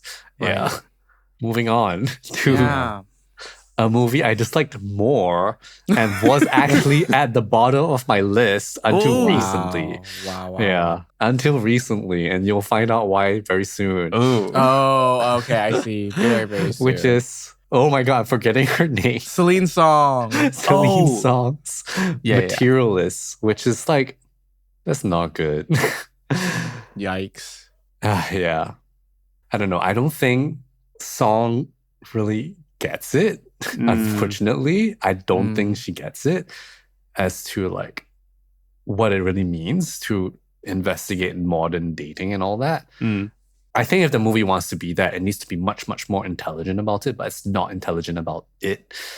It is a very simple plot about a girl with two options and she chooses the other one for whatever reason. And it doesn't really matter what that reason is, but the reason is also really silly. I think I know the reason. Yeah. Have you guys seen this? Stupid. Nope. Is it the leg thing? No, I mean, it's not the leg thing, but the leg thing figures really much into it. I mean, we're going to go into spoilers right now. Yeah. And I don't think that either of you care. I don't. To be clear. So she goes with Chris Evans in the end because there's more love there, and she feels that she doesn't feel a lot for Pedro Pascal's character because he is rich and fun, but like she just doesn't feel much. Uh-huh. And to me, first of all, that's dumb and not a good way of looking at modern dating. Okay? Because right now, the big problem of modern dating is that people are looking for the spark, and everyone's like, don't look for the spark. And also, she has no spark with Chris Evans either. They hate each other. So that shit makes no sense even from that perspective. Anyway, so the lake thing is hilarious because there's a reveal later in the film, which just kind of comes out of nowhere, that Pedro Pascal's character and his brother both paid for a very expensive leg lengthening surgery because both of them are very like self-conscious about their height. And as a short man, I was like, that is so fucking funny. I was like, first of all, what is this trying to say? That, oh, they're so silly in thinking about height being such a big problem. And even though they're rich, they're also insecure. And even though they're rich and now tall, they're still insecure. I'm like, okay, but is this the way you want to tell me they're insecure? That they did leg lengthening surgery? You know? And I mean, if you're listening to this and you got leg lengthening surgery, like no shade to you at all. Like I'm being very serious here. Like I get it. Like there is a huge inferiority complex with that for men. And like I get it. Because same way, the way that men look at women, there are very superficial things that people look at. Gender affirming care, GAC. I would say that that's kind of a feature of the system of attraction and all that. Like, just kind of how it is. And like, if you have the tools and money to do it, why would you be sad about that? It's strange. Oh, so he's sad about it. Okay. That's yeah, crazy. He's like ashamed about it. He's ashamed that he used to be short. I was like, bro, what? Wait, ashamed that he got the surgery in the first place or that he used to be short? He used to be, like, I don't know. Like, that's the thing. It's so strange. That's the triggering incident that causes the rift between him and Dakota Johnson, who is also a black hole charisma, by the way, in this movie. Anyway, this movie is so freaking weird. And the fact that Song is kind of going behind this movie being like, this is my kind of treatise on like why modern dating is so shitty and like blah, blah, blah. I'm like, no. This is a weird way of looking at things. If anything, it over-indexes on romance again, which is a problem that people are having now. Like there is supposed to be balance between like love and the romance and like the practical stuff, you know? And then like the whole stuff where people are like talking about how she ends up with the broke boy and everything. I'm like, and then she like gets all mad about that. I'm like, this is realistic. Yes, you can get married to people who are poor for love, but like you could think about that as a way to move social class. And that's what people used marriage for in the past, to change social class. And that is something that's working in the background of a lot of people's heads, you know? And she doesn't have the nuance of that, you know, at all, zero. And I'm like, holy crap. Tinashe has a really good song about this called No Broke Boys. Great, like actually great song. No broke boys, no love it. Oh, okay. I will go find it. But yeah, anyway, rant over. I'm sorry, Celine Song. Your 6 years of matchmaking experience did not prepare you for this movie. I don't think it did. If anything, it blinded you to it. Sorry. Yeah, I've spent many years dating, and that has maybe been more. But you think about it, her 6 years of matchmaking experience shows her a very slim slice of the people that are dating in the real world. People who hire matchmakers. Exactly. So does she understand that? I don't think she does. And then she probably just read some book to understand dating. And I don't know. I'm sorry. I'm just kind of like throwing out random attacks on her right now. But still, I think there just needs to be more nuance to what she's doing if she's trying to kind of deconstruct a romantic movie. It kind of shows itself as a movie that's actually very, very much romanticizing relationships when it's trying to not. Which what like Past Lives is trying to do that, remember? And I didn't love Past Lives, but I thought it was fine. But this is a weird kind of segue for her, I think. Anyway, that's Materialists. Actually, this is at the bottom of my list. Regretting You, the Colleen Hoover adaptation. What is that? I don't know what this is. What is that? I was hoping it was going to be a fun bad watch. It was fun to dunk on with my viewing partner, but it was not fun by its own merit. So it's not like a Collateral Beauty level bad. It's not like a Life Itself level bad, unfortunately. It's just sort of like baffling and full of tropes, like foie gras stuffed to the gills with tropes and bizarre alien performances from Allison Williams and Dave Franco. I do not know what you're referring to. Like, what is this movie? I don't know what you're talking about. It's like you remember when I was totally at bat for Deepwater, the Ben Affleck and Ana Darmas. That's a great movie. This is not a great movie. Okay. They're not even in the same camp. It's just not so good. Look up Colleen Hoover's worst writing, and it's very amusing. I don't know who that is. Like, she writes a lot of romance novels, right? Yeah. Okay. Yeah. I'm not that demographic. I mean, look, they're great romance novels, of course. I'm not slandering the genre, but Colleen Hoover is sort of baffling as an author.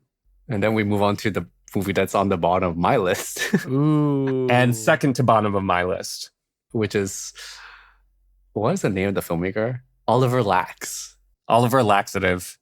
His Shitting it film out. Sirat, which is on many people's top 10 lists and is currently playing in Singapore, and people are really liking this. And I'm very no confused. sense to me. I'm so confused. I don't get it. And I was telling some people to not watch it. And my reasoning was that, I think this movie is a reflection of how like dire things are, that we're looking for like stimulation of an extreme kind in the theater right now. And I'm like, maybe this is the reason why it's really hitting for people. And I'm like, I really don't like this. To me, there's like a very strong shock value to this. So I've been like, when I wrote my review, it was kind of more of a warning of like, what are you getting into? Because I went to this with like zero expectations. And I did not like that experience at all. But I think some people will like that. Like, they like going to a movie to make them feel something. But I don't think just because a movie makes you feel something means that it is good. Correct. Right? Does this movie make you gasp? Yes. A lot of people's stories are like, wow, I've never had a theater fully gasp at the same time before. Sure, I guess if you do what you do in this movie, it's gonna happen. Yeah, doesn't mean that the movie is good. Loud, sudden noises Yeah. make people jump. Gee. Yeah, and like, just because a movie makes you feel something doesn't necessarily mean that it's good. Just because a movie makes you cry doesn't necessarily mean it's a good movie. Correct. Right? There are two movies I saw last year that made me cry. One of those was Hamnet, and that was before Hamnet died. Okay, and I was like, why is this making me cry? Do not know. But I guess I like seeing a family being happy.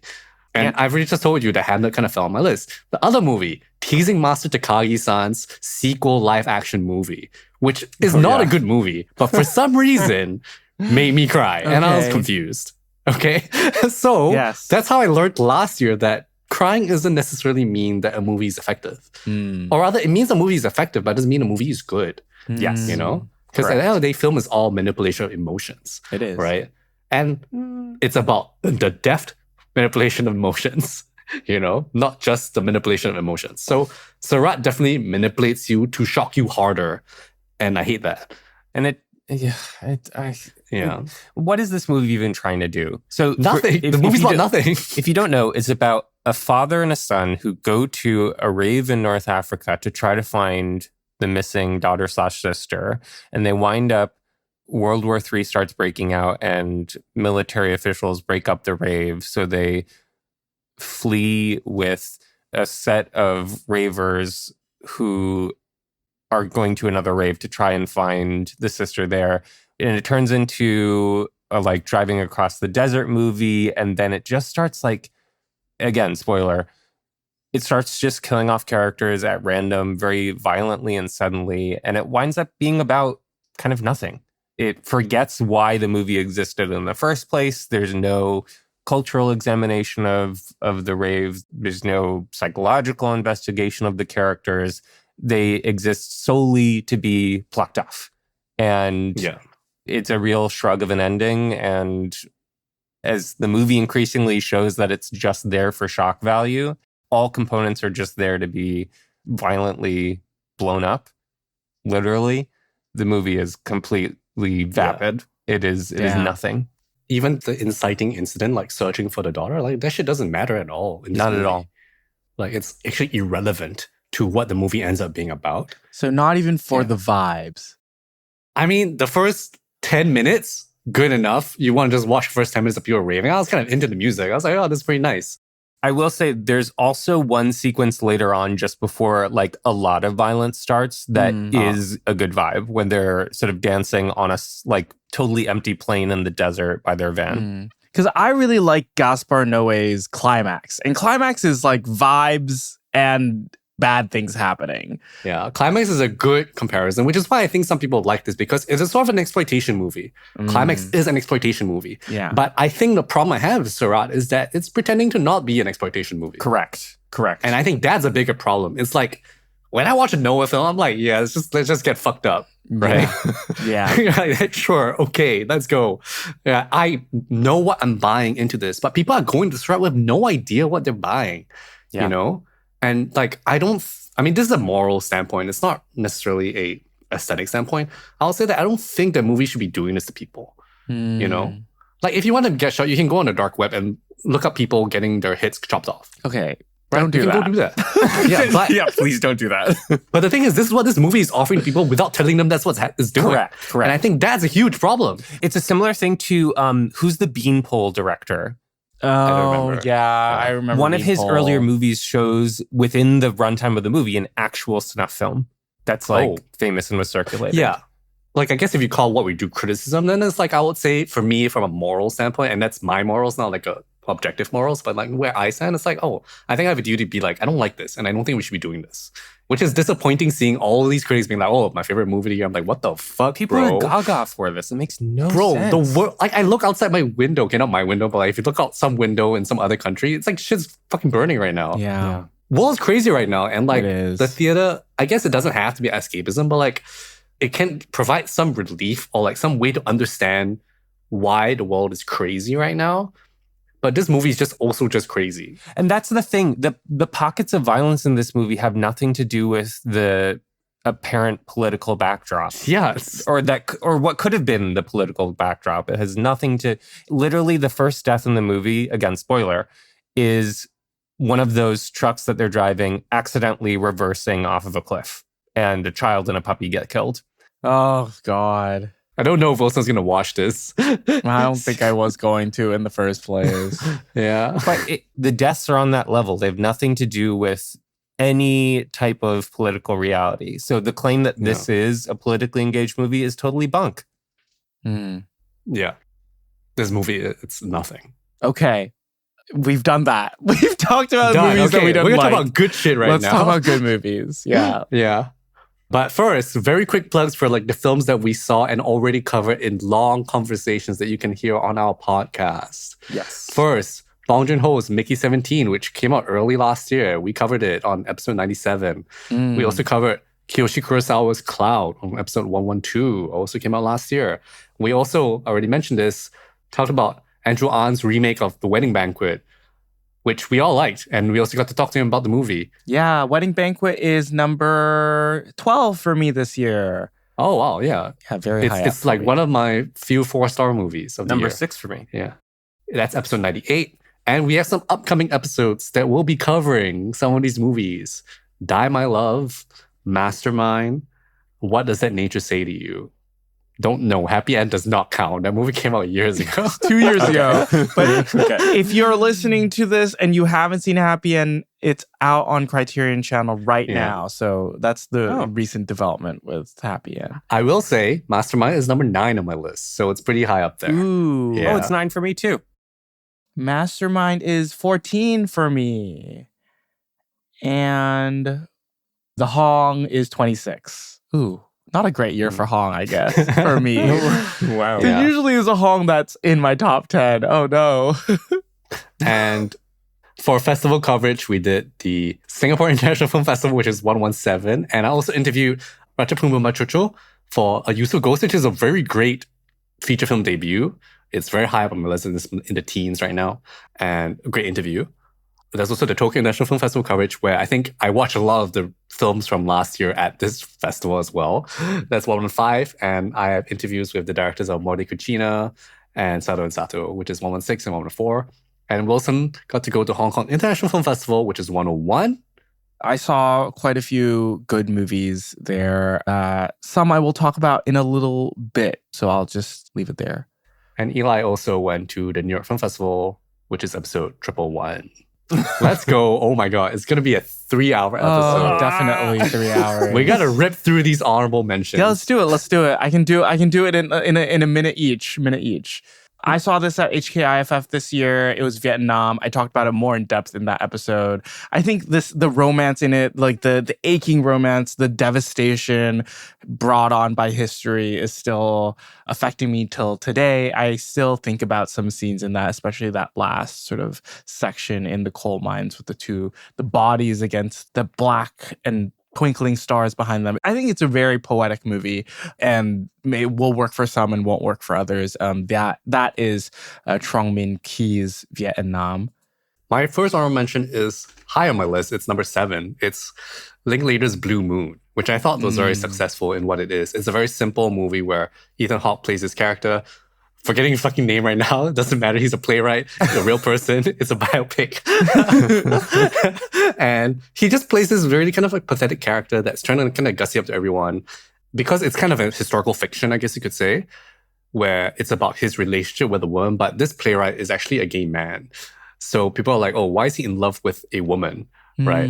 And for him, it's like the first woman that he's really fallen in love with.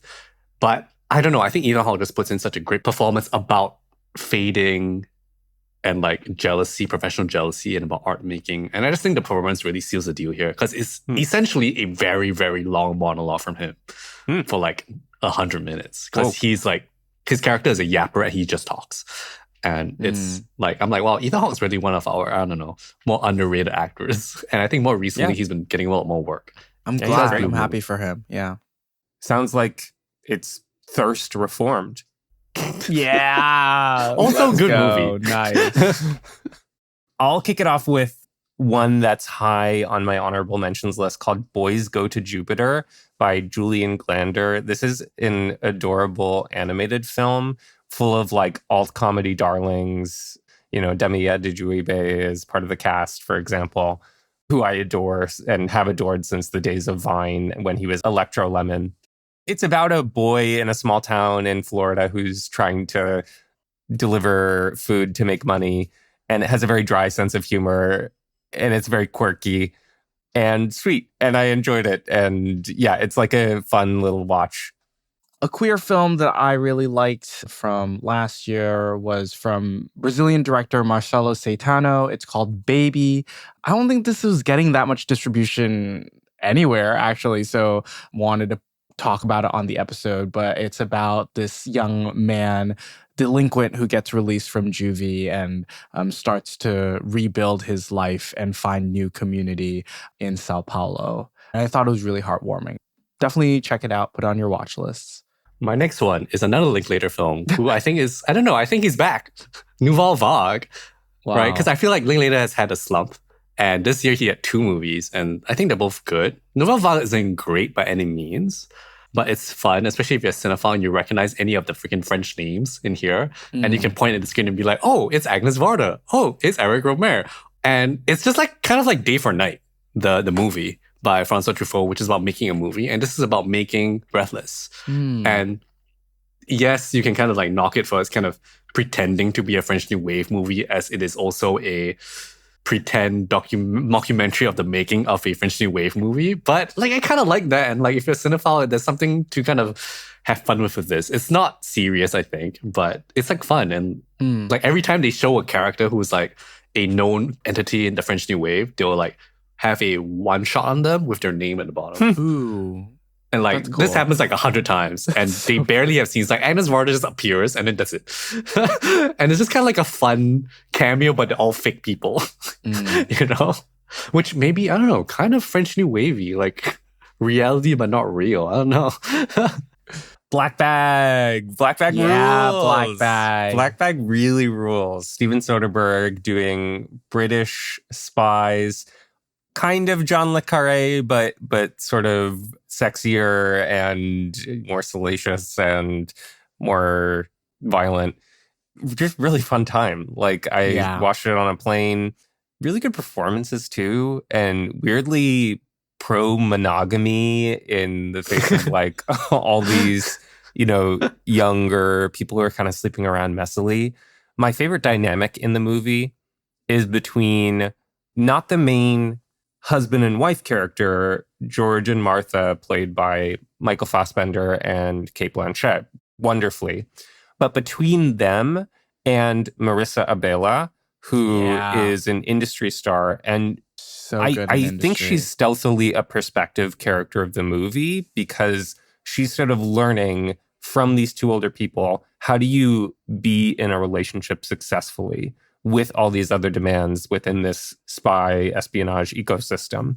I really like that dynamic of the movie, and it kind of makes it stand out for me. Yeah, I also really like Black Bag this year. And it's so fun to have a spy movie that doesn't really hinge on its action sequences and more like the big set piece is these dinners that they have. Yes. Yeah. Good stuff. And they're just like acting. Like you're just like making actors act. It's great to see. Oh my God. And we can't not mention Tom Burke, who is just one of my favorite actors to appear. Like whenever he pops up, I'm like, yes, like I want to watch you act more. Next up on my list is Rohan Kanawade's film Cactus Pears. This is an Indian film that played at Sundance last year and won an award. And I caught this today. And it's about this man who travels back to his village, his father's village, after his father passes away. And him being a gay man who's only out to his mom is sort of like navigating being there with relatives and the pressures of that in Indian society, and meets a fellow man, and they sort of hit it off. It's a queer romance that, I mean, spoiler, it doesn't make you feel bad at the end. It's actually, really nice and very beautifully shot. And it's just so odd. I just like wouldn't expect it out of India. So it was just good to see that kind of story from that part of the world that feels very like lived in and cared about in its making. So yeah, that's Cactus Pears. Right. Next on my list, I don't know where this plays. It's called Seaside Serendipity. It's a Japanese film. This is a very kind of like vibes film about a seaside town where everyone's an artist, including a bunch of kids. It's just kind of like nice and fun, kind of like oversaturated Kodak film color palette. But I enjoyed it. It's kind of a fun, breezy time. And I think maybe because it's been a while since I've seen it, I'm not really thinking about so much of it, but I do remember kind of enjoying it a lot and like kind of feeling the vibe of like, creating together with other people. And then it's kind of about all these like micro dramas that are happening between all the different characters in the film. Like there's a character that's hiding from like, I don't know, somebody that he owes money to. I'm not very sure. I can't remember. It's just like a lot of random stuff happening in this town, but it's kind of sweet and fun. And kind of shows you young people kind of exploring art making and all that, which is kind of nice. Speaking of young people in art making, I want to shout out Eva Victor's Sorry Baby, in which the director plays the main character who is a survivor of, I won't spoil it because the movie doesn't sort of show its hand at first. She survives a trauma while she's in a master's program for creative writing, and she winds up becoming a teacher at that creative writing program. And the movie sort of moves in time, sort of an episode a year for a few years to sort of look at how she grows and changes across the years following that trauma. And she has a circle of close friends, including the always wonderful Naomi Aki, really just like ebullient screen presence, always. And Eva Victor is a really also sensitive and interesting screen presence as well.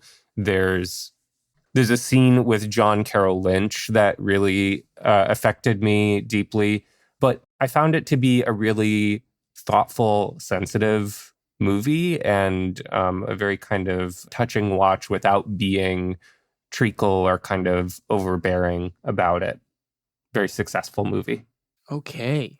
It is now my turn. And I am talking about, here we go with the French names. Alain Girardi's Misericordia. Girardi is known for making the film Stranger by the Lake, which is sort of this sexy thriller about a cruising beach in France. And he employs a similar sort of genre sitting on the fenceness with Misericordia, which is this sort of like whodunit murder mystery, and he sort of gets entangled in these sexual relations with different people in the town. And it's very horny, it's very funny, and it's a little thrilling, but I think it's mostly horny and funny. I had a really, really great time watching this. It's a real hoot. Yeah, this is Misericordia. So I watched this because I was like, but I didn't really get much from it. But maybe it's because I was watching at home. Maybe, yeah. I don't know. I was like, what the hell am I looking at? It is really odd. Like, I think it's just a very weird odd movie. Weird movie. I was like, huh? The total balance is like, yeah. Huh? My next one I want to shout out is called Silent Friend, which is in my top 10, which is the Tony Leung starring film about trees and about living plants. This had sold out screenings for AFA that's coming up soon because they only booked 2. But I guess it goes to show Tony Leung has that star power and it's still very strong. Like the boomers are coming out to watch this movie. It's crazy. And they don't know what it's about, I think. I think this is a very interesting and successful movie about our relationship with plants. And it's very interesting from a narrative structure standpoint. It's actually 3 separate narratives from different timelines, shot differently as well, about man's relationship with nature. It's a bit woo-woo. It's kind of like about your relationship with a plant. Tony Leung is like investigating this one ginkgo tree that's in his university's, I guess, botanical gardens, and he gets very fascinated by it. And he's not even a plant professor. He's actually a professor of child development and brains. And then for some reason, during COVID lockdown, his character becomes fascinated by this one ginkgo tree in the botanical garden. And then he DMs a famous tree scientist played by freaking Lea Seydoux, and they just zoom each other talking about trees, and it's like the hottest shit ever. Oh my god, love that. That's what cinema was made for, Zoom calls. But yeah, I don't know, like it's a weird movie, and I think if you find it interesting, it's worth checking out, because I think you might get more from it than I did. And even what I got from it, I was like, that's good. I'm good with this. But there were definitely some of the parts that I was less hot on, but still found it interesting. And maybe if I like knew what I was going into, maybe it would have been easier for me to relate to what I was being shown. And yeah, this was directed by Ildiko and Yeti. And she also did previously this film that people say is really good. I have not seen, On Body and Soul, which I really want to see. And it's not really a spoiler, but the film has a credit card at the end, which lists all the plants that were featured in the film. So that's how you know it's kind of like this tree-hugging film. Anyway, yeah. Caught by the Tides. I don't normally love Jia Zhangke, but I really like the sort of construction of this one. I like that it's largely B-roll from prior productions that he has had. I'm less interested by the final chapter, which is newly shot stuff. But as a sort of revision of Ash's Purest White and some of his other prior works that I haven't seen, I think it's really interesting, and it captures a really interesting stretch of history in China that I don't know a ton about in a way that was thought-provoking and also kind of made me want to pick up a camera again and just start shooting stuff. So it was fun to have a little bit of inspiration from it too. It was my number 3 last year. I really, really love Caught by the Tides. And just on that Jia Zhangke note, I think it would be interesting to revisit his 2015 film Mountains May Depart, because the 3rd section occurs in a futuristic 2025, which has, I guess, now occurred. And that was my least favorite part of that film. So maybe revisiting it might change how I feel about that final part. Yeah, he probably didn't realize what was going to happen between 2015 and 2025. Yeah, nothing significant. Nope. Okay, on to me. This is the first of 2 documentaries I'm going to highlight. This is directed by Iranian director Safdie Farsi, and it is called Put Your Soul on Your Hand and Walk. This is basically a series of interviews that Farsi conducts with a photojournalist named Fatima Hasuna, who's based in Gaza City. And basically just goes through the many different calls that they have in very unbroken takes of her shooting her iPhone that's on FaceTime or WhatsApp call with Hasuna. And through these conversations, you get a sense of who she is and also the life that she's currently leading in Israeli-occupied Gaza. It is a really, really tough watch. You can really just see through the course of the stock being filmed one of the most loving and full of life people I've seen on screen sort of have that slowly seep away from her as time goes on. And I think it really just puts into perspective through this one person what this occupation is doing to these people, to these Palestinians living there. And although a ceasefire has been announced, it doesn't really seem like the ceasefire is being adhered to from the Israeli standpoint. And let's just hope that that changes in 2026 and free Palestine always. I will sort of, end this by saying that right after Farsi told Hasuna that they were accepted into premiering at Cannes in 2025, Hasuna died due to an airstrike in Gaza. So that also, you can't help but have that cloud over the viewing and have you think about that as you get closer to the end of the film. Really devastating watch. But yes, this is put your soul on your hand and walk. My next one is called My Sunshine, directed by Hiroshi Okuyama. This is an interesting film because it is not what it seems, but not in a bad way like Sirat. Okay. Because I think the film, first of all, looks beautiful. It's like shot on 16mm, I think, or feels that way. It's about two figure skaters or young kids who are learning to be figure skaters and a coach that's helping them. And it's kind of about the three of them in a relationship. But there is something in this movie, there's like a pea in the bottom of the princess's bed that kind of leaves you with this weird aftertaste. And you don't realize that this is what this film's about. And there's a very weird stealth narrative that you don't realize is happening until it suddenly makes itself known. And I don't want to spoil it, but it's like about something that one of these characters learns about another character and what they do about that. Yeah, and that's it. It's very simple. It's very small. It's not a big thing. It's not like some major thing. But it kind of, I don't know, like I think very deftly shows you how people are like and what it means. And it's a bit inconclusive, I would say, as a film. And I think that's the point of it.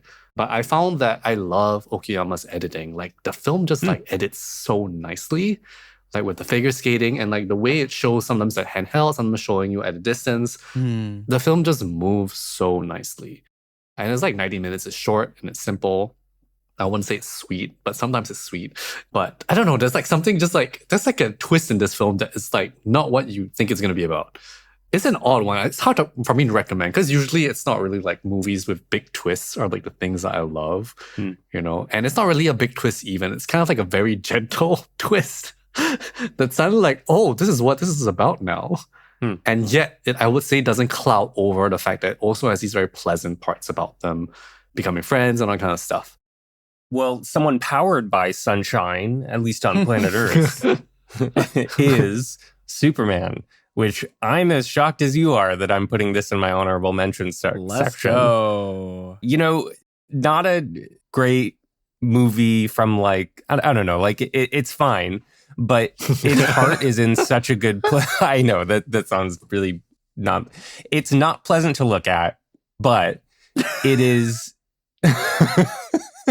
Let me stop knocking this down a peg.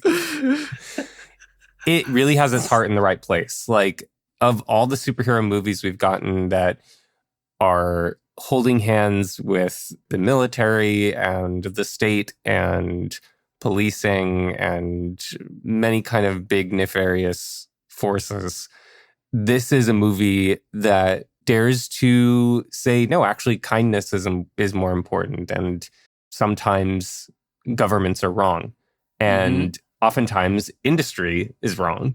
And it really stands by that conviction in surprising ways. It still has the same, you know, superhero kind of CGI glop that we always get, but sweet performances and a really strong moral political center in ways that I was so impressed by and surprised by. I was also really surprised and endeared by this. And I think this was like one of two moments this year where the big Hollywood film of the year dared to say no to state-sanctioned power. And I think what a time for that to happen right before shit hit the fan. Yeah, jeez. Yeah. At least just talking about the US. Before more shit hit the fan. Yes. I am going to talk about my favorite anime film of the year, and that is Kenji Iwaisawa's 100 Meters. Last year, we glazed, to borrow a term from the young kids, we glazed a look back, and I have seen that this being sold as a male look back, and I think there are some sort of merits to that in the multi-year relationship between these two boys that are in the center of this, but I do think there's a lot in it for fans of sports anime, and I am, for one, a big fan of sports anime, and I'm also a runner, so this was really designed for me. And this sort of pursuit of greatness shown in Japanese anime is something that is really like always my kryptonite. I think it just always works for me. I always like get emotionally worked up about it, and I always cry watching people like sort of succeed in getting their dreams, even though I knew it was fucking gonna happen from day one or not. Like, because in this movie there are real life things that come into the way of these people achieving their sports dreams. So I think that was a really interesting take on it, and also I think the cinematography, like the animation itself is really great. There is some rotoscoping that is being done in this film. The whole thing is rotoscope. What? Right? It looks entirely I don't know, rotoscope. man. Really? It looks insane to me. Like, I'm like, holy shit. Yeah, I'm a little confused as to how this movie was made. It looks awesome, though. It's really cool to see, especially on the big screen. I was like, oh my God, I'm really like experiencing this moment. There's a specific long take that I remember as the big race is about to start, I think around the middle of the film, and it breaks the first and second acts. But such a good film, and yeah, would highly recommend 100 Meters. Okay, I just sent you, at risk of totally ruining. Do you see what I'm seeing? Do you see what I'm seeing? Yes, I see what you're seeing. I just sent where Wilson are you finding this? A screen cap. I just searched 100 meters, and there's an image from the movie where the numbers on two of the runner shorts, one of them says 6, and the other says 7. You really got to be looking at this one. You got to be looking hard at this one. It's not. Wow. It's really amazing when I'm old and I listen to this episode. I'm like, oh yeah, remember when that was a thing? Yeah, this was the 6-7 year when Eli was way too into it. I also really like 100 Meters, and I rewatched it again with subtitles a second time to like understand what the fuck people are talking about. And honestly, didn't really add that much, to be honest, except I like actually understood who was who at some point, because I didn't realize this character was the same as this other character at one point of the movie. Oh, okay. Because his hair gets really long and I didn't notice it. Yes. I was like, oh, wait, it's the same guy. But honestly, irrelevant to what the movie really is. But I'll say that the dialogue does help you understand like what they're worried about. And what I like about 100 Meters is that it's actually, for me, weirdly, I would say, not that interested in competition, if that makes sense. Yes, of course, they're competing and they want to win, but it's not really a sports movie about competition. It's actually much more mundane. And I found it very interesting. And I think the first time I watched it, I thought he was doing a job in the office, but I now know after watching it that the scenes in the office are actually him meeting his like managers as a sportsman. Yeah. And I was like, of course, in Japan, the corporatization of being an athlete and having to like do monthly reviews or whatever of your performance. I was like, that's so weird. And like found that to be quite interesting and like kind of a weird thing to include, because usually sports is just like, oh, on the court, on the pitch or whatever it is, right? Yeah. Here it's like, yeah, you're going to get bumped if you don't get better, which is like interesting. And I don't think it's a male look back. I don't even think it's like ping pong, which people are like kind of comparing it to. Yeah. Yeah, it feels more like a slice of life, except they're runners, which is interesting, which does make it feel different. But I also love the animation. I love that it finds a different way to capture every race, right? It's always like, let me do something different. Yeah. Yeah, which I think is smart because, of course, how many ways can you show a 100-meter race? A lot of ways, apparently. Yeah. Okay, I'll quickly throw in Hélène Catet and Bruno Forzani's reflection in a dead diamond. Years ago, I loved Let the Corpses Tan. And this is similarly like a classic sicko mode movie. I think it's not quite as good as Let the Corpses Tan, partially because it's a little bit more cynical about art making and repetitive structurally, but still an entertaining watch. And I'm here for whatever these two weird, kinky little Belgian directors want to cook up. They seem like so much fun. And yeah, I want to watch whatever they make next. You should email them. Hi, my name's Eli, known sicko. This is my last honorable mention, and this film just missed my top 5, and I just finished it today, actually. And this is Albert Serra's documentary, Afternoons of Solitude. This is my first Serra movie. I will say that this is one of the most nihilistic things I've seen this year. Really? It is nasty. It profiles basically this Spanish bullfighter named Andres Rocaré during a tour that he's doing in Spain. And I would say that 75% of the film's runtime is long takes of him fighting bulls and killing bulls and bulls dying and him getting mauled sometimes by bulls. And I think it really highlights the machismo of the sport to an extent that is really throw up inducing. Like they really build this guy up, and he does do the unthinkable. He like faces death in the face and throws a red towel at it, and it's it's kind of it's incredible to see, but also I'm like, you are like a despicable human being for like doing that to this cow, which we see like brutalized in pain, and it just brings up so much complex emotions. And I don't really know what Serra is ultimately trying to get you to come away from this feeling. But I will say that it is a very affecting watch, and it is a very immersive experience for the viewer. It is also so beautifully made. Hoping to discover more Serra. I think there's more deranged, fucked up cinema in his filmography. So yeah, let's. Okay. Now you're selling me. All right. Take a little gander. But I don't think it is. Maybe he really likes this, and he doesn't think that it's fucked up, which is also, I guess, fucked up in its own right. Okay. This guy has been on my radar for a while. I remember when, Death of Louis XIV, Liberté, Pacifiction all kind of came out and got their festival buzz. Yes. But I haven't seen any of his.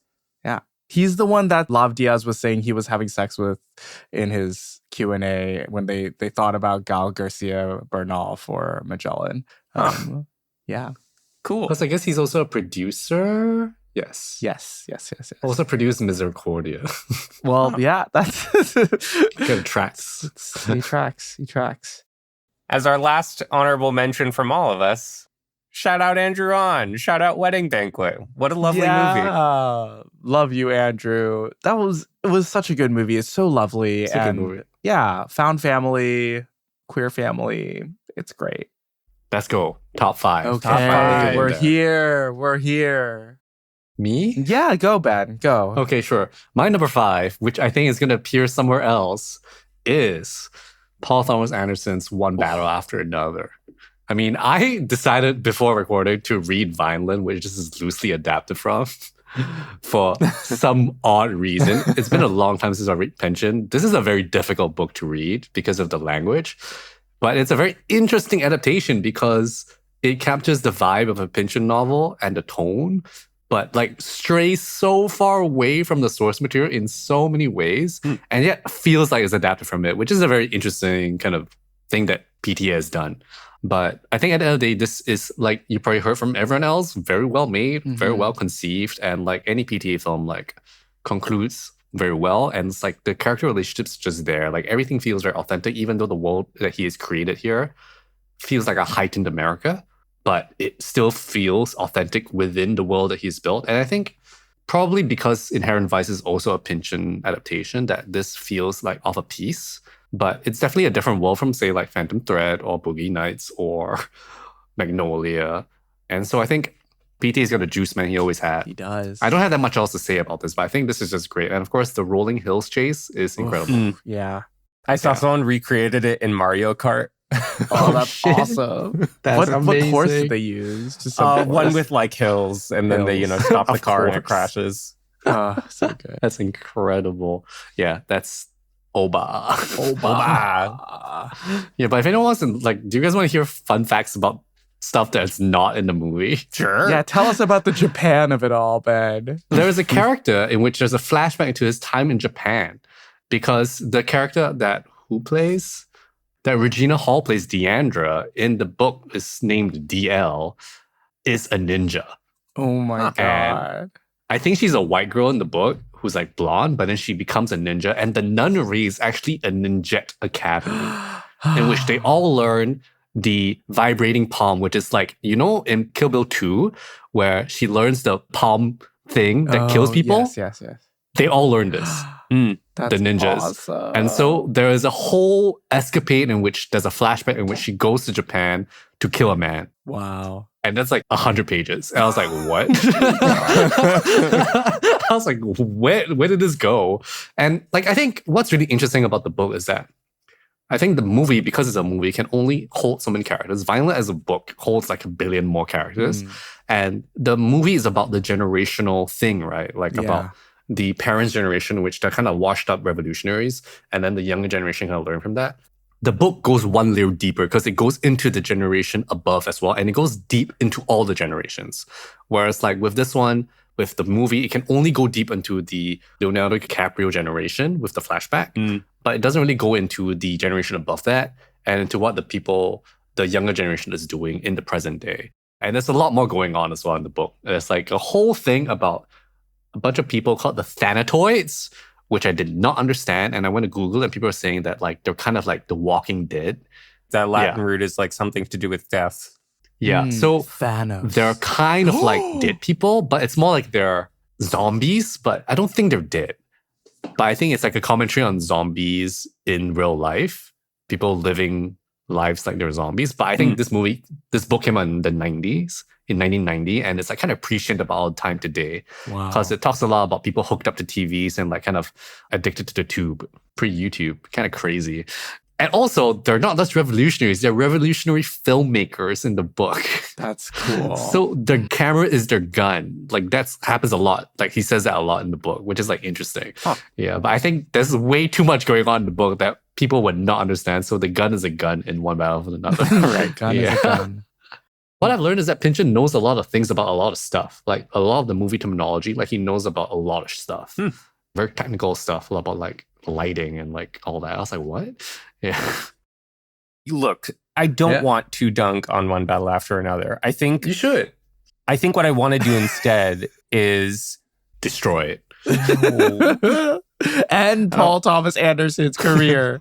is parse through a little bit like kind of the hang time I've had with one battle after another. Yeah. I've already sort of spoken my piece about where I think it's lacking in characterization and in some of the sort of politics, and where it sort of puts its time with what characters it cares most about, especially like the lockjaw of it all.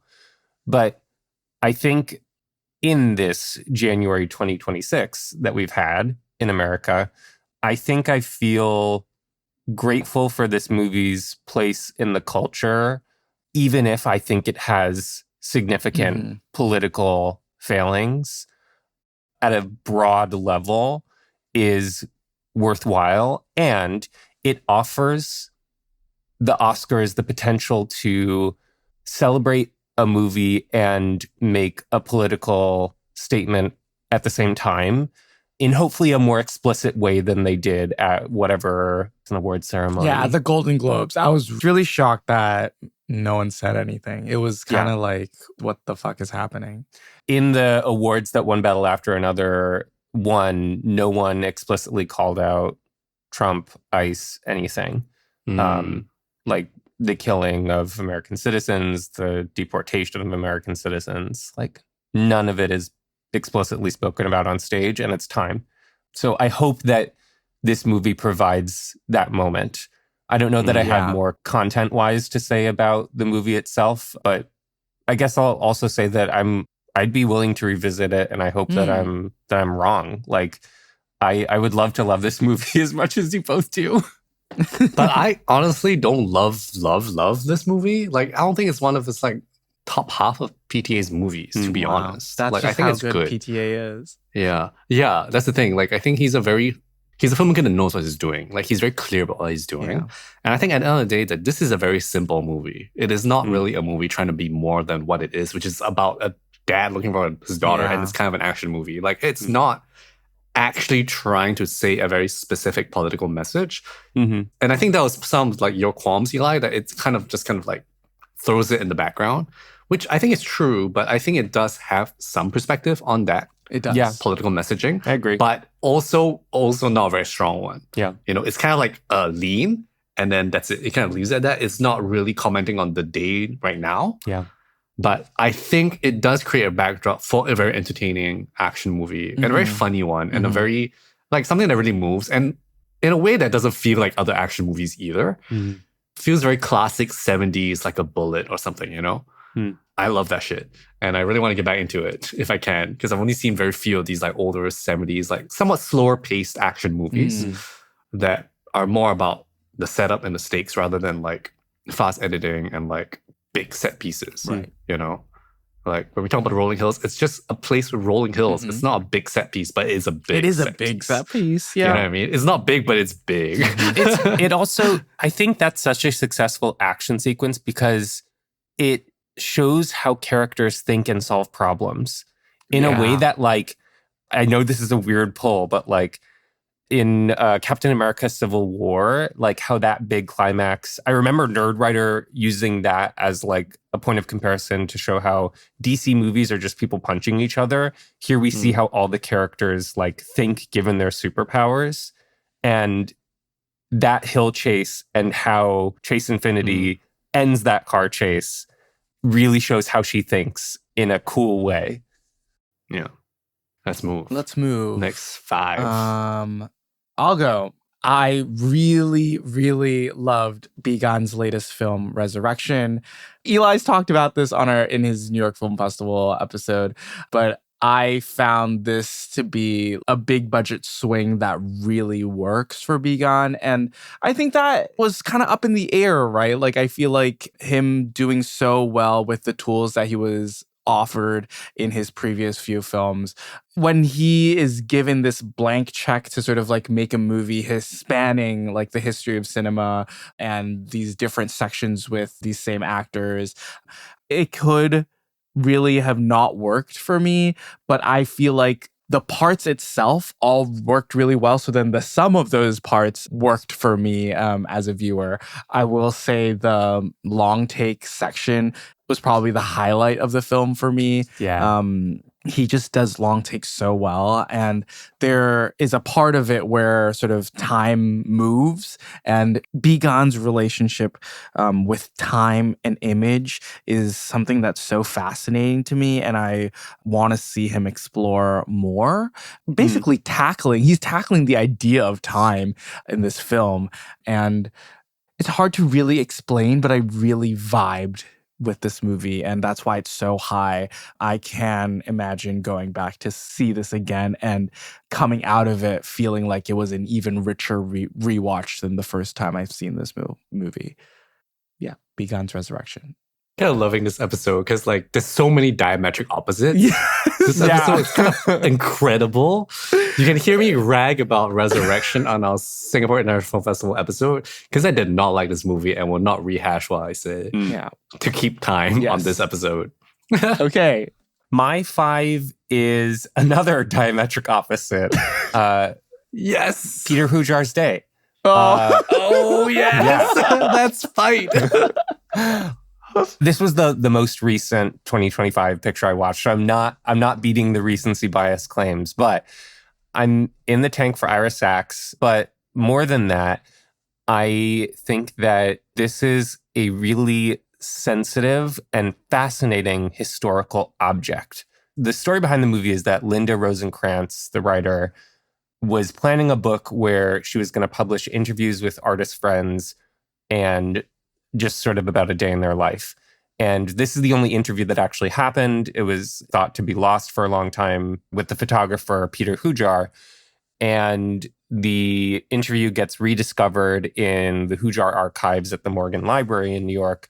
So Sachs adapts it and takes the transcript and films it with Rebecca Hall and Ben Whishaw. And the performances are really great. It's all really subtle.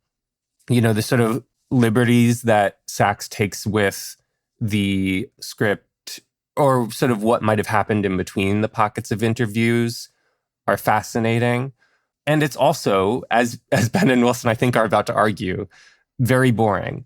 And also, to get this slice of New York life before the AIDS crisis, you know, Peter Hujar dies from complications of AIDS later on. He's a gay man. It feels like a sort of antediluvian glimpse with fascinating Brechtian breaks in the verisimilitude. You know, he shows the film crew a lot, Sachs does. And as I was watching, I was like, I think I need to rewatch this in more detail because the choices that he's making with the camera are building out this world that meant something to Sachs that he didn't get to, I think, experience. And as a sort of personal experiment, as a historical experiment, as work with an archive, I was really fascinated by this. And I feel like there's more to parse. It's a really fascinatingly constructed and, yes, boring movie. It's so boring. It's so boring. It's so boring. Will agree with you that it's a very interesting kind of art project. Yeah. Let me take this interview that I found in the archives and let me just shoot it exactly as it says on the page and let me not reenact Peter Hujar's day. Yeah. Let me reenact Peter Hujar's day retelling his day to somebody else. There's no flashbacks, no other locations. It's just in Linda Rosenkrantz's apartment. It's not Peter Hujar's day. It's Peter Hujar's day by Peter Hujar, as told by Peter Hujar. And I'm like, that is pretty interesting from a conceptual level, but as like a film, I'm like, okay, like that's kind of all I got, you know. And I say in my Letterboxd review that it's very New York, and I'm like, Eli just proved it. Yeah, no, I know. It's very navel-gazy. The person that loves New York and the person that's in New York and knows New York, that person will like this movie. That's him and all your friends that like it. And I'm like, yeah, like if you are that person, crack for you. If you're not, like, I don't know, man. Crack for you. Like, I'm like, what am I looking at? Yeah. This could have been an email. This could have been a transcript, which could it have been a transcript. But I like the idea because it's kind of like would it be interesting if we did this? Yeah, I guess it would, but it would also be very boring. So would it be interesting? Fair. I love me a boring movie. The idea is interesting. The movie, not so. Yeah. But yeah. Like, I did find it really interesting that, like, they're played by British people. Yes. Oh, yeah. That one is maybe an area where I'm like, I don't know. Yeah. That's just something I've been thinking about a lot in, like, American films. Mm. Yeah, but I'll just leave that at that. Ira Sachs has made better movies. We can say I would that agree. as well. Little Men is one of my favorite. Oh, so good. All right, moving on. Is it me again? Yeah, Yes. it's me number again. 4. My number 4, which I think I will consider a 2025 movie, but you could probably see as a 2024 movie because it was actually on the critics' top of 2024 list, is Tyler Taormina's Christmas Eve in Miller's Point, which I saw last week. I think a lot of people don't like it. This is like, I've never really liked a movie this like mid on the ratings for Letterboxd. This is a 3.1 average on Letterboxd, which I was like, oh, maybe I really won't like it, but I really like this. He did this other film that I saw called Ham on Rye, in which I remember nothing from that film, but I believe it was in my top 10 of that year. But I just remember the vibes of that being like off the charts. And Christmas Eve in Miller's Point is pure vibes. It's about a family coming together to celebrate Christmas Eve in Miller's Point, and then all the kind of chaos of like an extended family gathering. But I think he creates such a potent, authentic, lived-in mood of an American family coming together in a town, and like creates all these like micro narratives that he never really resolves. He just like throws it at you. He's like, oh, they're arguing about putting grandma in a home. They're arguing about this. These kids are learning some stuff. Oh, like this woman, like all this like there's a random Asian guy that's married to somebody. I was like, who the hell is he married to? I have no idea. And then there's some half Asian kids. So there's all these like random interest in the film that it's not really explained. And it doesn't have to, because I think it's just trying to create a universe of Christmas. And like, I would say like, just like drunk on nostalgia for Christmas movies, but set somewhat, I think I would say 2005, if anything. Like, I think the way it's shot, the way it's like, looks like, it's very much like Christmas movie. And I really like it for what that is, because I think that's a very difficult thing to achieve. That I believe this entire family, and like I believe the vibe of this, and I'm not thrown off by Michael Cera being in this. Okay. I don't know, like there's really nothing here. There's no plot. There's like no theme really. It's just like Just pure vibe. And I think it's so successful. And there's this great sequence, which I kind of think of as like a sort of under the mistletoe sequence, which is not under the mistletoe, where like all the teenagers from this family that we're looking at, as well as from other families, they all kind of congregate somewhere. And they sneak out from the gatherings and they go to a car park and they all start pairing up and maybe making out in their cars. Yeah. Wait, but they're And, family? Like, no, it's like all the teenagers from different families. In the town. Oh, okay, good. Phew. The cousins, maybe they're cousins, I don't know. Like, you don't know anybody. Like, you barely can understand the relationships within the main family, but it doesn't matter because it's kind of like, let me just throw it into the chaos. And I think what it really is also is kind of an interesting update of those Christmas movies, because there's like a lot of queering in this, I think, that is unexpected.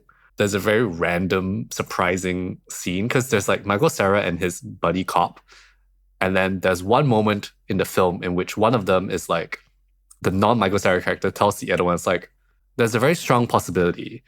And I'm wondering what you would think if one officer were to, say, proposition another officer. And he says it in this very like loop-de-loop way. And I'm like, oh, interesting. Yeah. And I think it's like, it looks like this old movie, but then it has all this, I would say, like, kind of a sense of the modern. And it's sitting in this like 2005-ish time. And I think if I want to give the movie maybe more credit than it deserves, is that it captures a very interesting millennial idealism of those teenagers especially, and then like what the boomers are dealing with. And like this moment in time in which like things look good. The millennials are idealistic before everything goes to fucking shit. Right? Yeah. And the movie doesn't talk about that, but I think it is kind of in this zone. And I find it to be kind of interesting. That just makes me think of our conversation around Morale, which places itself by Mary Lou Diaz-Abaya, which very purposely places itself before a period of tumult in the Philippines. Right. By omission, it sort of makes a statement. Yeah, anyway, that's Tommy in this film. I really like his style. Like, I think it's this episodic thing. If anything, you can think of it almost like a very messy Reichardt movie. Like, it's just like a bunch of people in a place. And I think he has something really, really good coming at some point in his career. And I can feel it because I feel like he just has like a sense of the form and like how to edit and to like make you understand characters very quickly. I'm very optimistic on Termina's career. And he's such a low-key dude. Like he's not really doing like the big hustle and everything. I don't know how he's making these movies. Yeah, maybe he's just friends with Michael Cera. I have no idea. On to my number 4, which is also arguably a 2024 pick that I didn't really get to or wasn't really released in Hong Kong till 2025. And this is Walter Salaz's I'm Still Here. Yeah, made big waves last year. Fernanda Torres's performance as a mother who has to hold everything together as her family is sort of this bad hand due to a political crisis that's happening, and basically chronicling how she is dealing with this and taking care of her children as her husband is taken away as a political prisoner. I will say that Torres's performance is the standout of this year of watching for me. I think nothing really comes close this year. She is an incredible powerhouse, and I'm so glad that she got her flowers last awards season. It feels weird talking about this movie so late because like everyone's talked this movie to death, but I will say another thing about this is that the pacing of it is really great. I think the first act really moves so well, and it's one of the best openings to a film that I have seen in a while. And I think if it kept that energy and without that energy, like you wouldn't get sort of like the drama, the melodrama of the film to come. But if it was just at those vibes for longer, I think it would have been even higher. But I really loved I'm Still Here. That first act is incredible. Yeah. Like the vibe is also like, it's so good. Yeah. It just makes me just want to be in Brazil. Yeah. Before she gets before things get really bad. You guys have to watch The Secret Agent, I think. Yeah. Tune into 2026's year in review where I will have The Secret Agent in my top 5. Yeah, let's hope the world's still around. Oh, God. The world is still around or the world is still round? Ooh, Ben confirmed flat earther. Yeah, flat earther. My number 4 is 28 Years Later. Wow. Great movie. This is a real spread, actually. Yeah. Last year we were so aligned in our top 5, and this year it's pretty disparate. I love this. What more do you want? It's stylistic maximalism. It's shot on an iPhone. It looks crazy. It is also an extremely heartfelt coming-of-age movie. And its last act has philosophical existential Ralph Fiennes as a doctor who is surviving the post-apocalyptic wasteland by making a massive monument to the dead and interrogating the value of life and death and art making. And I was totally gaga for it. Like it's great. It's a great movie. Yeah. The final 5 minutes are bizarre, but I know that's to set up the next movie, which I have yet to see. The hilariously named Bone Temple. Bone Temple. Boner Temple. But I really was in the pocket for this one. And I think it's a good example of what good horror can interrogate. It's maybe not the scariest thing ever. It's perhaps more action than horror, but it really allows itself to be a site of questioning about the value of family, of art, of persistence in the face of unpleasant odds, and how to make peace with a terrible context. Timely and really thoughtful and, again, like fun movie. I enjoyed this. I thought the iPhone looked great too. I was like, whoa. Hell yeah. Back to me. My number 3 is something I saw very recently. It's Dreams, directed by Dag Johan Haugerud. This really surprised me. I was like, whoa, this is really interesting. This is a film about a young woman who's in school who writes a long piece of writing about how she falls in love with her teacher. But I think that really understates how interesting the narrative structure of this film is, because the film is also, I think, 70% voiceover. And I think this is the thing that's so interesting about the way that the film is constructed, because I'm a person that's usually like has huge reservations for voiceover narration. And this film is basically all voiceover narration, but I think it creates a very interesting slippage between what is real, what is fantasy, what is imagination, because it also uses flashback, which I also have huge reservations for in films. And I think it utilizes it in a very like amorphous way. And it has this very dreamy, kind of like soft look, especially in some of these flashbacks, which looks great.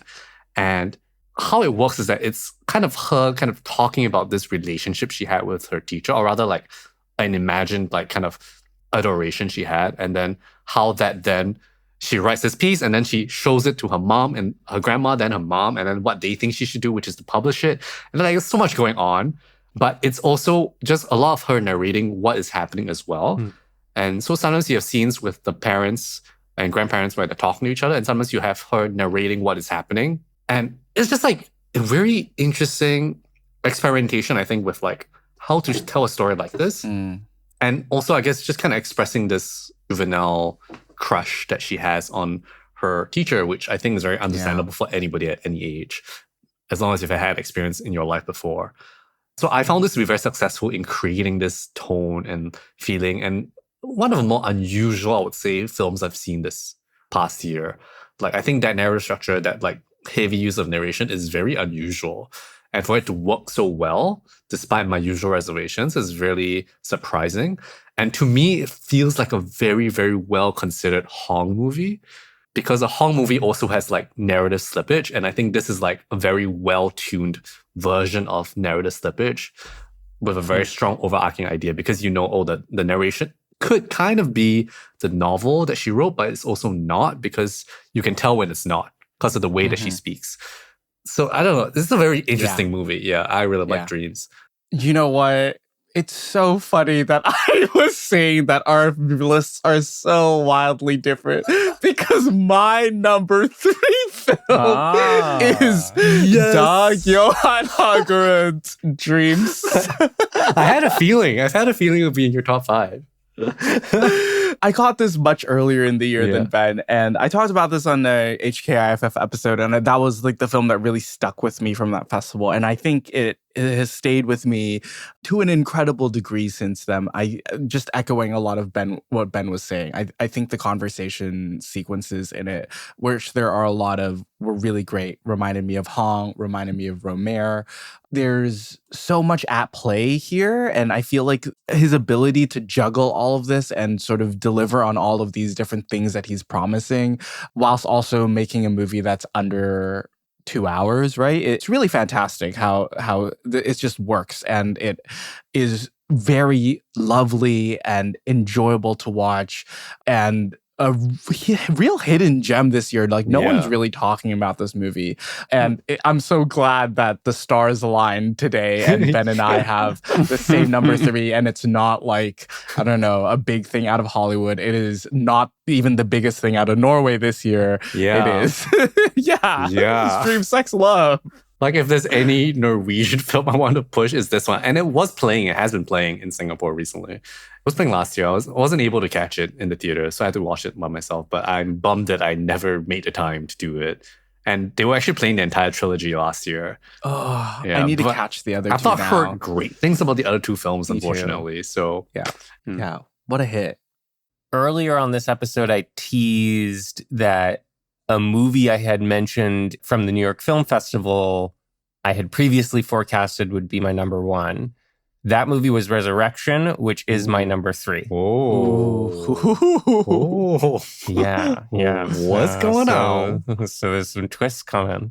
It's also a film about dreams. True. I think if I were to rewatch Resurrection, I wonder if I would be as hot on it. But I still think it is a really towering accomplishment, and definitely one of the big movies that I will think about when I think back on 2025. For the sake of time, I will leave it at that. And if you want to hear me gush about it more, you can go back to the New York Film Festival episode. Oh, wow. My number 2 is Rian Johnson's Wake Up Dead Man, which I thought was a good time. Yeah. Unfortunately, not at the movie theater, at home on Netflix, which I find very strange. I thought this was like very much like a return to form for Rian Johnson, a great kind of Knives Out mystery. Maybe aside from the fact that it's a little long, like I could find no huge faults to what I was watching. Like, I think the acting is great. It's very much, somewhat of a pulpy film, but I think the narrative is very well written. All the actors are doing great work. Josh O'Connor's fucking year. Dude's like everywhere now. Josh. But he's great as the lead in this, as the sort of main character / main suspect or whatever. And the way that the film kind of like plays around with who you think the murderer is. And I'm sure you can guess who the murderer is early on if you really wanted to. But I don't think that's the point of these movies. It's not about how much it can hoodwink you. It's about how fun it is to find out, as the characters find out, who the killer is. And the way that it kind of throws all these red herrings or like ways to block you from advancing the mystery. So I had a really good time with this. And I think it looks amazing. Like, most Netflix movies look like shit. This one looks incredible, especially considering that it looks great, even though it also looks very high def. They're just like doing all these amazing things with light and color, which I really, really like. Yeah, which also reminds me more of like the first Knives Out compared to the second one. So yeah, I really enjoyed this. I thought this is a great blockbuster, which unfortunately was not busting the block. It just slipped past me. I like people watched it and I was like, oh yeah, you're watching it. Yeah, that's what happens on Netflix, Slipped man. past me. Okay, my number 2, Jafar Panahi. The man's got it. He's got the juice. It was just an accident. This is a film about basically the fallout of political prisoners being taken during the protests in Iran a few years ago.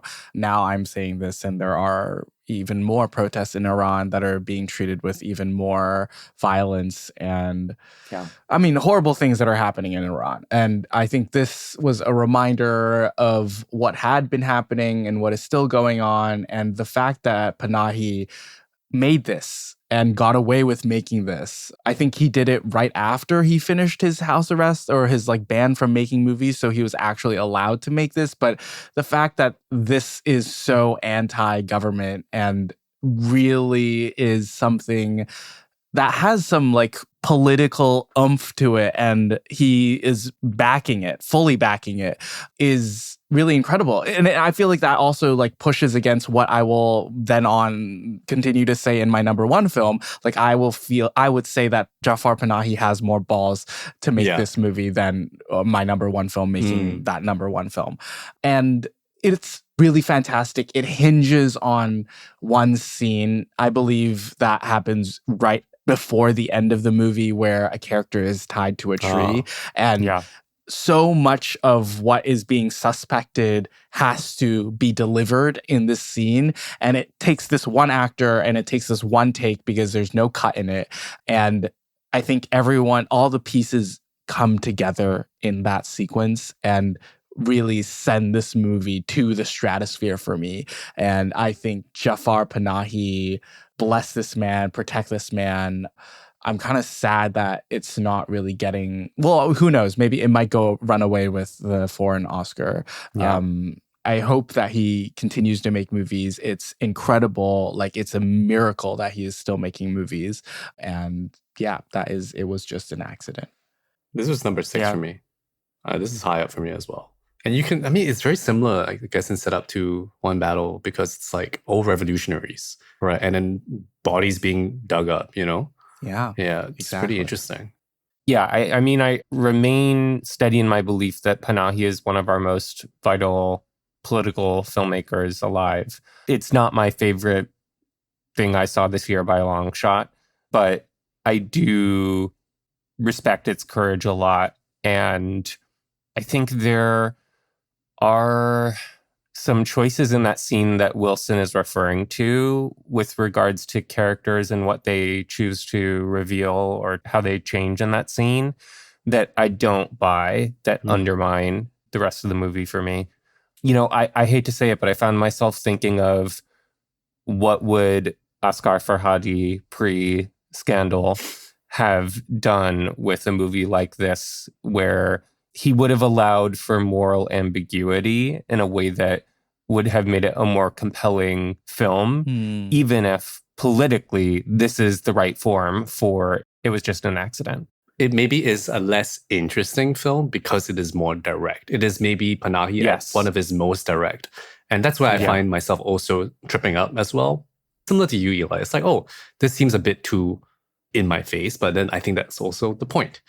Yeah. And like, also worthwhile. Yeah. She's just kind of like saying it like it is rather than like trying to like be artful, quote unquote, about it. He's just like, fuck it, fuck you. Right? And it did result in another arrest warrant again, right? Yeah. All right, Eli, what's your number 2? My number 2 is Kiyoshi Kurosawa's Cloud. Let's go. I mean, you can hear us go way into depth on this one, but it's the only 2025 release that I saw twice in theaters. It continues to be one that I think about, both with like a kind of titillated excitement about what he does in the second half of that movie, and with deep thought about the tone he's using to talk about internet transactions. And given the rest of his filmography and what he identifies as social ills, in earlier periods, that this is now the thing he has set his scope on.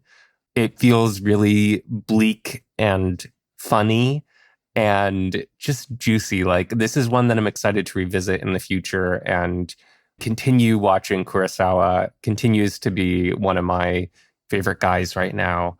And this feels like an essential part of his filmography to me. Yeah. Good movie. Oh. At number one. Woo-hoo-hoo-hoo. Want to take bets? This has taken longer than One Battle After Another. Much longer. Yeah. I mean, I kind of like shook up my list like crazy in the last month. And I've decided this is what I want to champion this year. Okay. My number one film is a film that's set in Taiwan. Oh.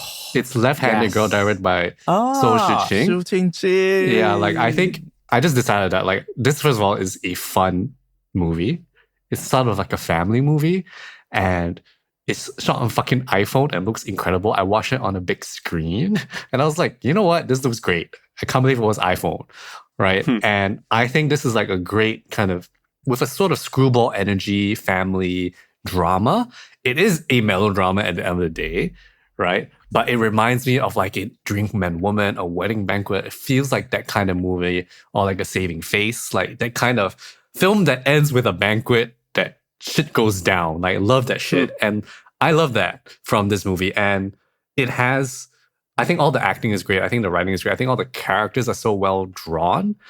And I think Ma Shuyuan is a friggin' star in the making. What a find. She plays the older daughter in the family. Yeah, she's incredible. So I don't know. I just thought this is just such a fun time at the movies. And I think for me, picking this is mostly kind of celebrating something small and simple and scrappy and Asian, and also, I guess, directed by a woman, compared to most of the films on my top 10, I guess, that has heart and it's not cynical, I guess. It's not a movie about people with a lot of means, and yet it feels very full of life. And the way that they kind of make the family, and it's not like a lovey-dovey type of family. It's a family that has deep problems with each other, and it's like sort of dysfunctional in many, many ways, you know, and yet I think respects the humanity of these characters despite the dysfunction, or maybe with regard to their dysfunction. And I think there's something really nice about it, something humanist about how that plays out, that it doesn't become too saccharine as well in its feel-goodness. This is pretty much a feel-good movie, despite the fact that people can be really annoying in this movie. And be, frankly, very bad to each other. And yet it is a feel-good movie. And I think that's such a crazy thing to end up doing. And the fact that she's been trying to make this movie for like, I think, a decade at this point, and finally is being able to make it after spending so many years producing Sean Baker movies and making one that I think is better than a lot of Sean Baker movies. Yeah. You know? So, I don't know, like something that I think everyone should watch. And also you can definitely watch because it's on Netflix. Yeah. So that's my pick for number one of the year, Left-Handed Girl. Love Left-Handed Girl. It's my number 9 of the year. You should take all the love that you gave to Anora last year and give it to Left-Handed Girl, because it is better. I do agree with that.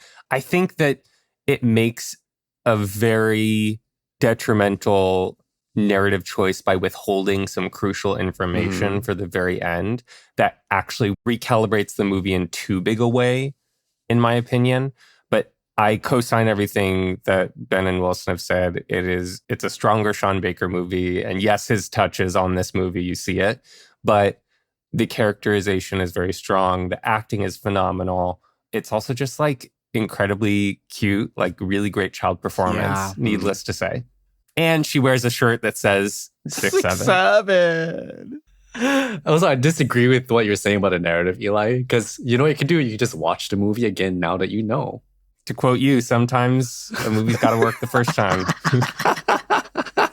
Wow. That's not the one I shot. This is so out of context. Yeah, it's not actually what you said. So out of context. Yeah, the basic manager just said, to quote Ben, I go around kicking dogs. Okay, on to my number one of the year. The other two Oh. guys have talked about this already. This is the only 5-star movie of the year. This is the only, I guess, one of the only times I've sat in a theater with my mouth agape for like more than half of the runtime of the movie, my butt barely hanging on to the seat because I've been sitting so far forward and just like moving as close as I can get my face to this IMAX screen in front of me. This is Paul Thomas Anderson's One Battle After Another. No movie moves like this movie this year. Yeah. I think the way that this barrels through plot is astounding, but also being engaging, by being funny, by being in the moment, by being thrilling. It is all of those things at once. It is a magic trick of a movie. It is incredible that it's made so much money. It's incredible that people are giving it all the love that it deserves from the Academy, because I think it's finally like we are championing a good movie at the Oscars. That's so funny. I love that it is PTA's love letter to his family, to his wife who grew up the daughter of a Black woman and a white man, to his own children, whose own daughters who are mixed race, his own reflections of struggling to raise these kind of people in the world, and not to mention the political backdrop of this, which might be a little, I don't know, not apt. But I found it to be really like stunning to be watching this in the big screen and being like, oh my God, he's making a movie about this, not knowing anything about the movie going into it. Like, I was really just taken aback by him having the audacity to take the story and sort of choose the elements that are most applicable to the world that we live in today and make a movie about it. Maybe not with his full chest like Jafar Panahi, but I think the skills behind it maybe outdo Panahi. So that's where we've ended up. Maybe if we get to Oscars ceremony night and they accept the awards and not call out what's happening, I might have to reevaluate how high I'm putting this on the list. But let's hope that that doesn't happen on Oscars night. At the top of the episode, we spoke about how more often than not, we've found fruitful viewing experiences by looking to the past more so than watching present day films. Is he not going to pick a 2025 movie? Oh, that would be really funny. This is like Donkey doing Super Mario Brothers 2 every year. Super Mario Brothers 2. My favorite movie of 2025 is Serpentine Dances. What? I know the Edison film. Oh my God. That's the train arriving at the station. Yeah. That's a popular pick. Yeah, that's a popular No, my favorite film of 2025 also does look to the past for ideas and sustenance related to the future. And it is Sinners by Ryan Coogler. Ooh, yeah. Yeah. We hear. Yeah. When we talk about what a genre film can do, both in terms of an exciting viewing experience and a thoughtful viewing experience, this is it to a T.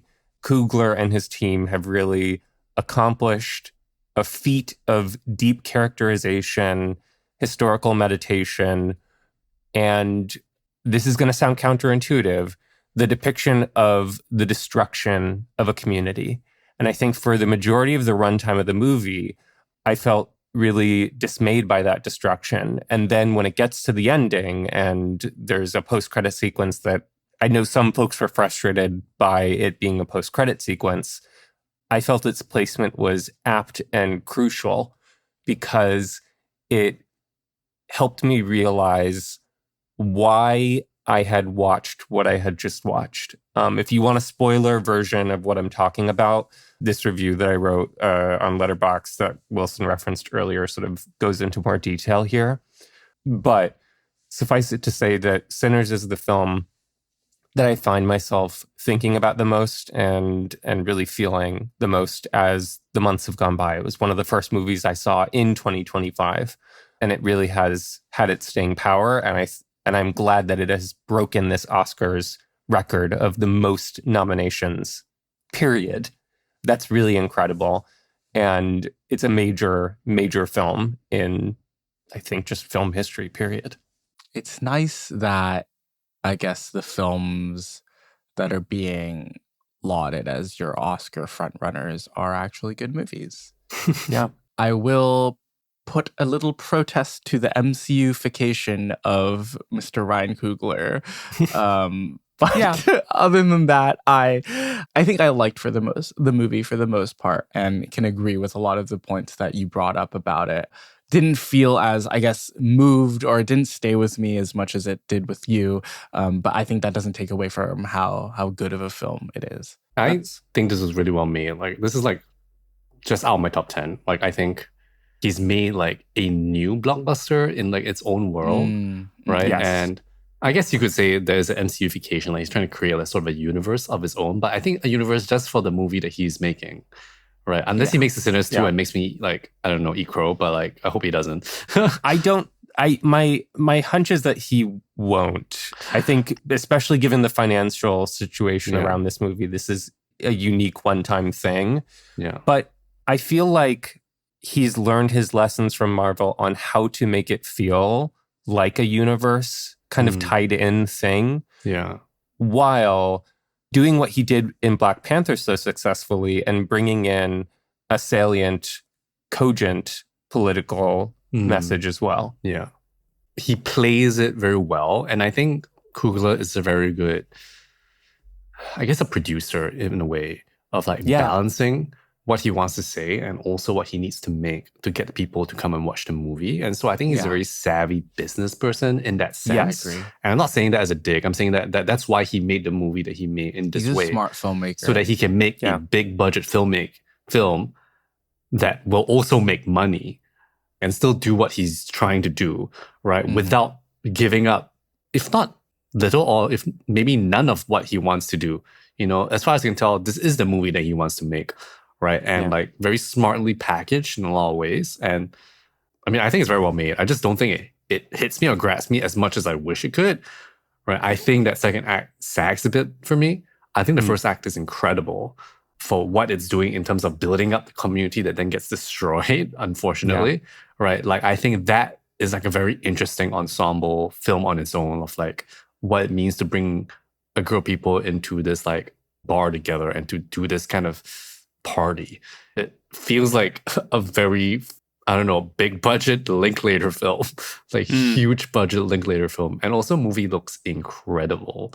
It does. Yeah. It does. Like, I think Shout out to was he shooting on? 65 millimeter. 65? Yeah. Like, I don't know. It just looked really good. Yeah. Shout out to cinematographer Autumn Durald. I've been following you for decades. You're incredible. Yeah. That was our top movies of 2025, I guess. Yeah. Thank you for joining us for this whole conversation. If you want to find a list, I see a list of the 50 plus feature films that we've discussed on the episode. We'll put that in the episode description. And yeah, any final words on this year, or am I good to wrap us up after 3 hours of recording? I'll just say this, that we have exciting things coming up on the podcast. So keep an eye on the feed, join us on the Discord. We have some really exciting guests coming up soon that we're thrilled to debut. Thank you for listening to Deep Cut. If you enjoyed this episode, please rate and subscribe to us wherever you listen to podcasts to help others discover the show. A great way to support us is to leave a review or comment on episodes directly on Spotify. If you want to chat with us and other fans of Deep Cut, come join our Discord server where we talk about movies, television, music, and share what we're up to. And if you'd like to share a message with us or have business inquiries or you want to tell us your favorite movie of 2025, feel free to drop us an email at hello@deepcutpod.com. We do read these, but we might get back to you depending. We're busy. If you use AI to write to us, we probably will not respond. We also have a Patreon if you'd like to support us with a monthly subscription. Thank you to all our Patreon supporters, and a very special thanks to our Patreon Deep Cut Pick supporters, Leah Lai and Nicholas Gao. You can keep up with Deep Cut on Instagram, Letterboxd, and X at Deep Cut Pod. You can click the link in our description or go to deepcutpod.com to find links to everything we've mentioned here. Deep Cut is hosted and produced by us, Wilson Lai, Benjamin Yap, and Eli Sands. Our cover art is designed by Justina Yam, and our theme song is composed by Eli Sands. I'm Wilson. I'm Ben. I'm Eli. Take care, and we're looking forward to talking about more movies with you next year. Next year. Next year. Happy New Year, everyone. Oh my gosh, Happy New Year. Happy Chinese New Year. It's a Lunar New Year recap, guys. We're doing this. That's what it is. That's what it is. Blue moon.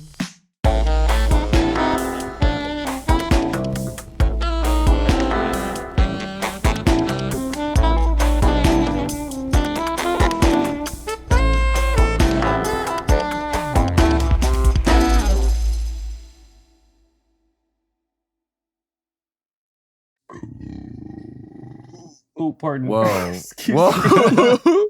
So sorry. The runtime of this episode is really getting to us, huh? Yeah. Yeah.